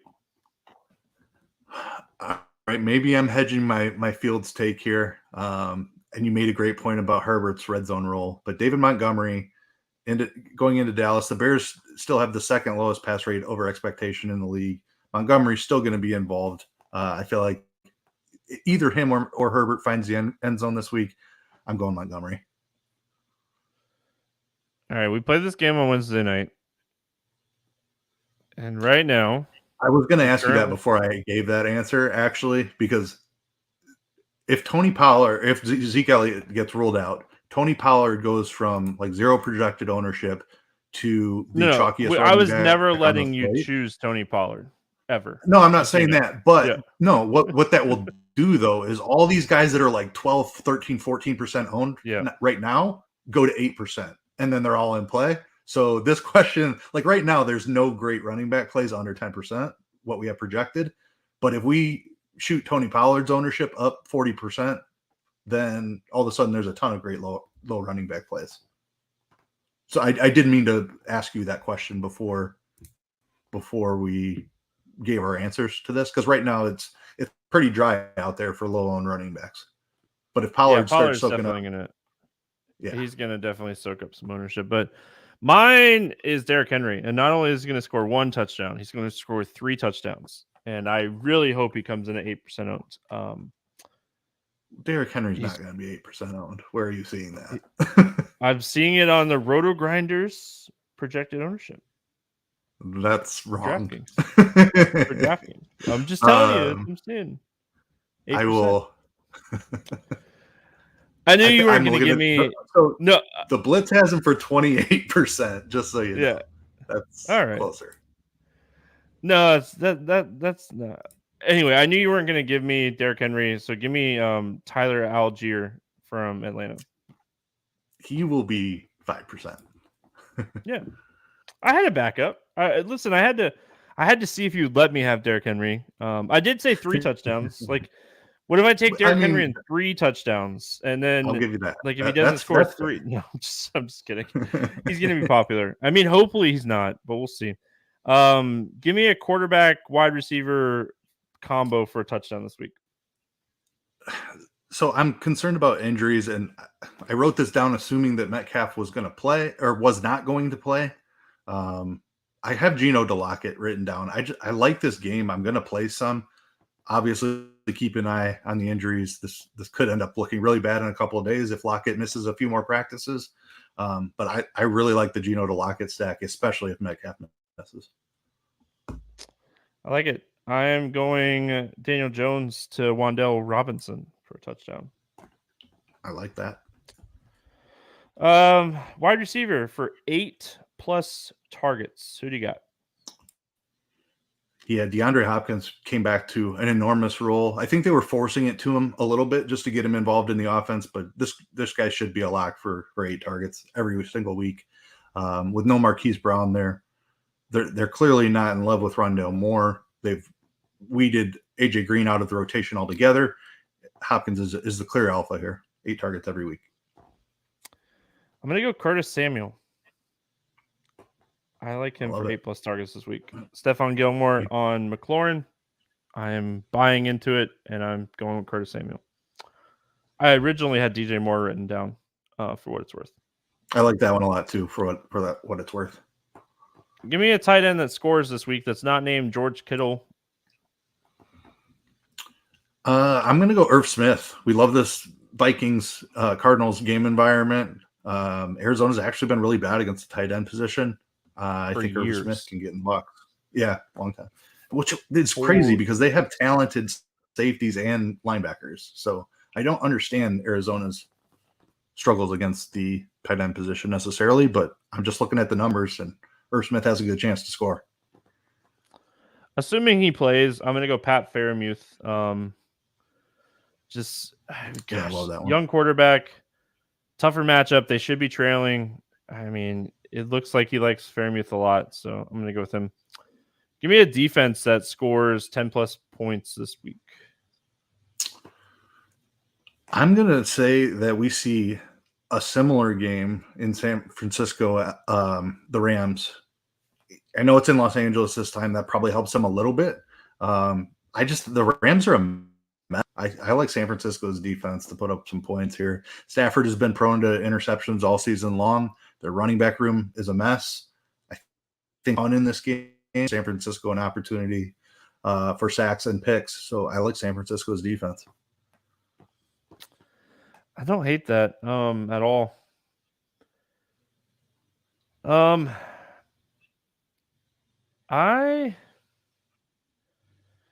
really worry about this team moving the ball now that Breece Hall is out. Give me the Patriots defense. I think the Jets might struggle to move the ball a little bit this week. So I'm going to go Patriots defense, bounce back week for them after just getting smashed by your boy Justin Fields. Like, they have been a team that has a really high sack rate, and they get after the quarterback. They have an interception in every game except for Miami in week 1. So give me the Patriots defense here against the Jets. All right, this year we added some betting to the morning grind game. We actually did really well in the betting picks last week. We both missed our over-under, but outside of that, I think we had everything else. Favorite player props. We crushed sleeper. We both hit our money line against the spread picks. Oh, no, you didn't. You had Green Bay. Sorry. I did not mean to do that to you, but well, I mean, come on, if Aaron Rodgers can't go beat Taylor Heineke, come on. as a whole, we did good. Yeah, props were good, huh? I said as a whole last week we did good, so you're fine. Yeah. My money line and over under. Dallas just didn't throw the ball, and Aaron Rodgers and the Packers are not very good. So 0-2 on my money line spread bets, but 2-0 on the props. All right, let's go to favorite money line against the spread. Anything standing out to you here this week? Yeah, I mean, this might be a homer pick. Chicago's getting 9.5 points, and I think they found something on offense. Like, they had some time to work on it. They had probably the worst offense in the league. 9.5 points is a lot. They're the team that plays slow. Dallas showed that they would also be willing to play slow, and their pass rate was way down last game with Dak. It's actually been way down the entire season. Like, Dallas is not playing at near the rate that they were last season. Maybe that's due to Dak's injury. I see this as a lower scoring game. I see Chicago being able to hang in there on the back of their running game. If this game gets to two scores out of hand, the Dallas pass rush is going to be a massive problem, and this could blow up in my face.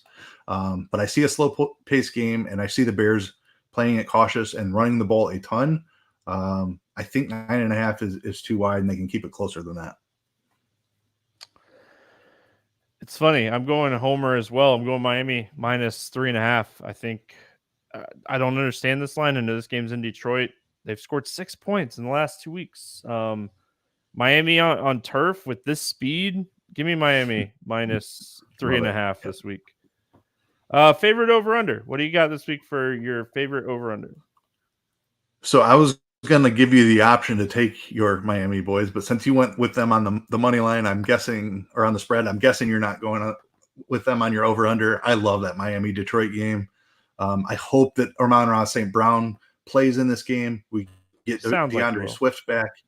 Yeah, I mean, if St. Brown and Swift are in there, we've seen Detroit be able to keep up in the past. We know Miami's going to score points. You just talked about how much you love their offense in this dome. I think this is a track meet over 51. Going back to the first game that we talked about, Arizona, Minnesota, 48.5. I'm going to go over in that game. I really like that game. It screamed shootout to me. So it was between that game and the Saints game for me this week. And I kind of like the under in the Jets game as well, the Patriots-Jets, for what it's worth. But I'm going to go my official pick with Arizona, Minnesota over 48.5. Arizona, Minnesota was my backup that I had written down just in case you wanted the over in Miami, Detroit. So same page. We're on the same page. Player props. There's not a ton out yet for the show this week. Sites have been putting them out later and later. Is there anything that you saw that you like? Yeah, I saw Josh Jacobs over 83.5 rushing yards. New Orleans is a defense with a great reputation, but this Josh Jacobs role has been absolutely incredible. He's going to get 20 rushing attempts here. New Orleans is not a great team. Like you mentioned, doubt they're going to make the playoffs. Decent chance Las Vegas can go down there and play from ahead. Even if they don't, I still love Jacobs to get a ton of carries. 83.5 is a little bit too low, in my opinion, for the role that he's been having. I couldn't find this in any sports books yet, but sleeper, I'm going to give out 2 sleeper player props instead of doing a player prop, because I'm going to write this up as soon as I see it anywhere, because I think he's just going to smash. But I'm going to go Derrick Henry over 97.5 rushing yards this week on sleeper.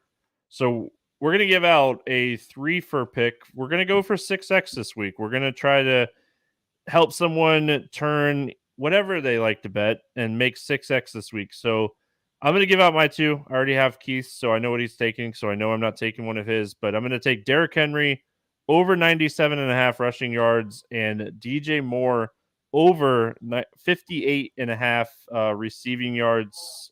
Keith, tell the people what you got this week. Yeah, I love both of yours. I was looking at both of those as well. A.J. Brown over 66.5 receiving yards is the one that I'm on. This Pittsburgh defense hasn't been very good. Brown been the clear target here for Jalen Hurts. Alpha wide receiver, 66.5 receiving yards should be. It seems like it's just too low for the number one offense, number one option in this offense. So give me A.J. Brown over 66.5 in a good matchup. All right, just post that. If you're in the RotoGrinders squad, you can easily hit copy this contest, and you'll see it if you're watching this live, or if you're listening, you can jump in on that. But yeah, I mean, I love those props. I'm hoping we get a nice little 6X that really put us up on the season. So, Keith, any final thoughts before we get out of here? No, I don't think I have anything else. Keep an eye on injuries, obviously, still. Seattle wide receivers in particular. A couple other things we're still keeping an eye on, but should be a good slate. Another slate where I think you can get a little weird at quarterback. Tua, man. I might play Tua in cash. I might just bite the bullet and go Tua Tyreek in cash this week on my main team. I don't know. I like him a lot. It's a phenomenal spot, right? Like the best we've seen all year is Detroit at home. If Detroit's offense is healthy and can keep pushing in that game, that should go nuts. That game has 60+ point upside if Detroit can keep up. Yep. The other, I mean, that's really it for me. I'm going to be overweight this week on Daniel Jones and Robinson. I really like that combo this week. So going to be playing a bunch of that. That'll wrap it up here for week 8. We'll be back tomorrow talking basketball, and hope everyone has a fantastic weekend. We'll see you again next Thursday.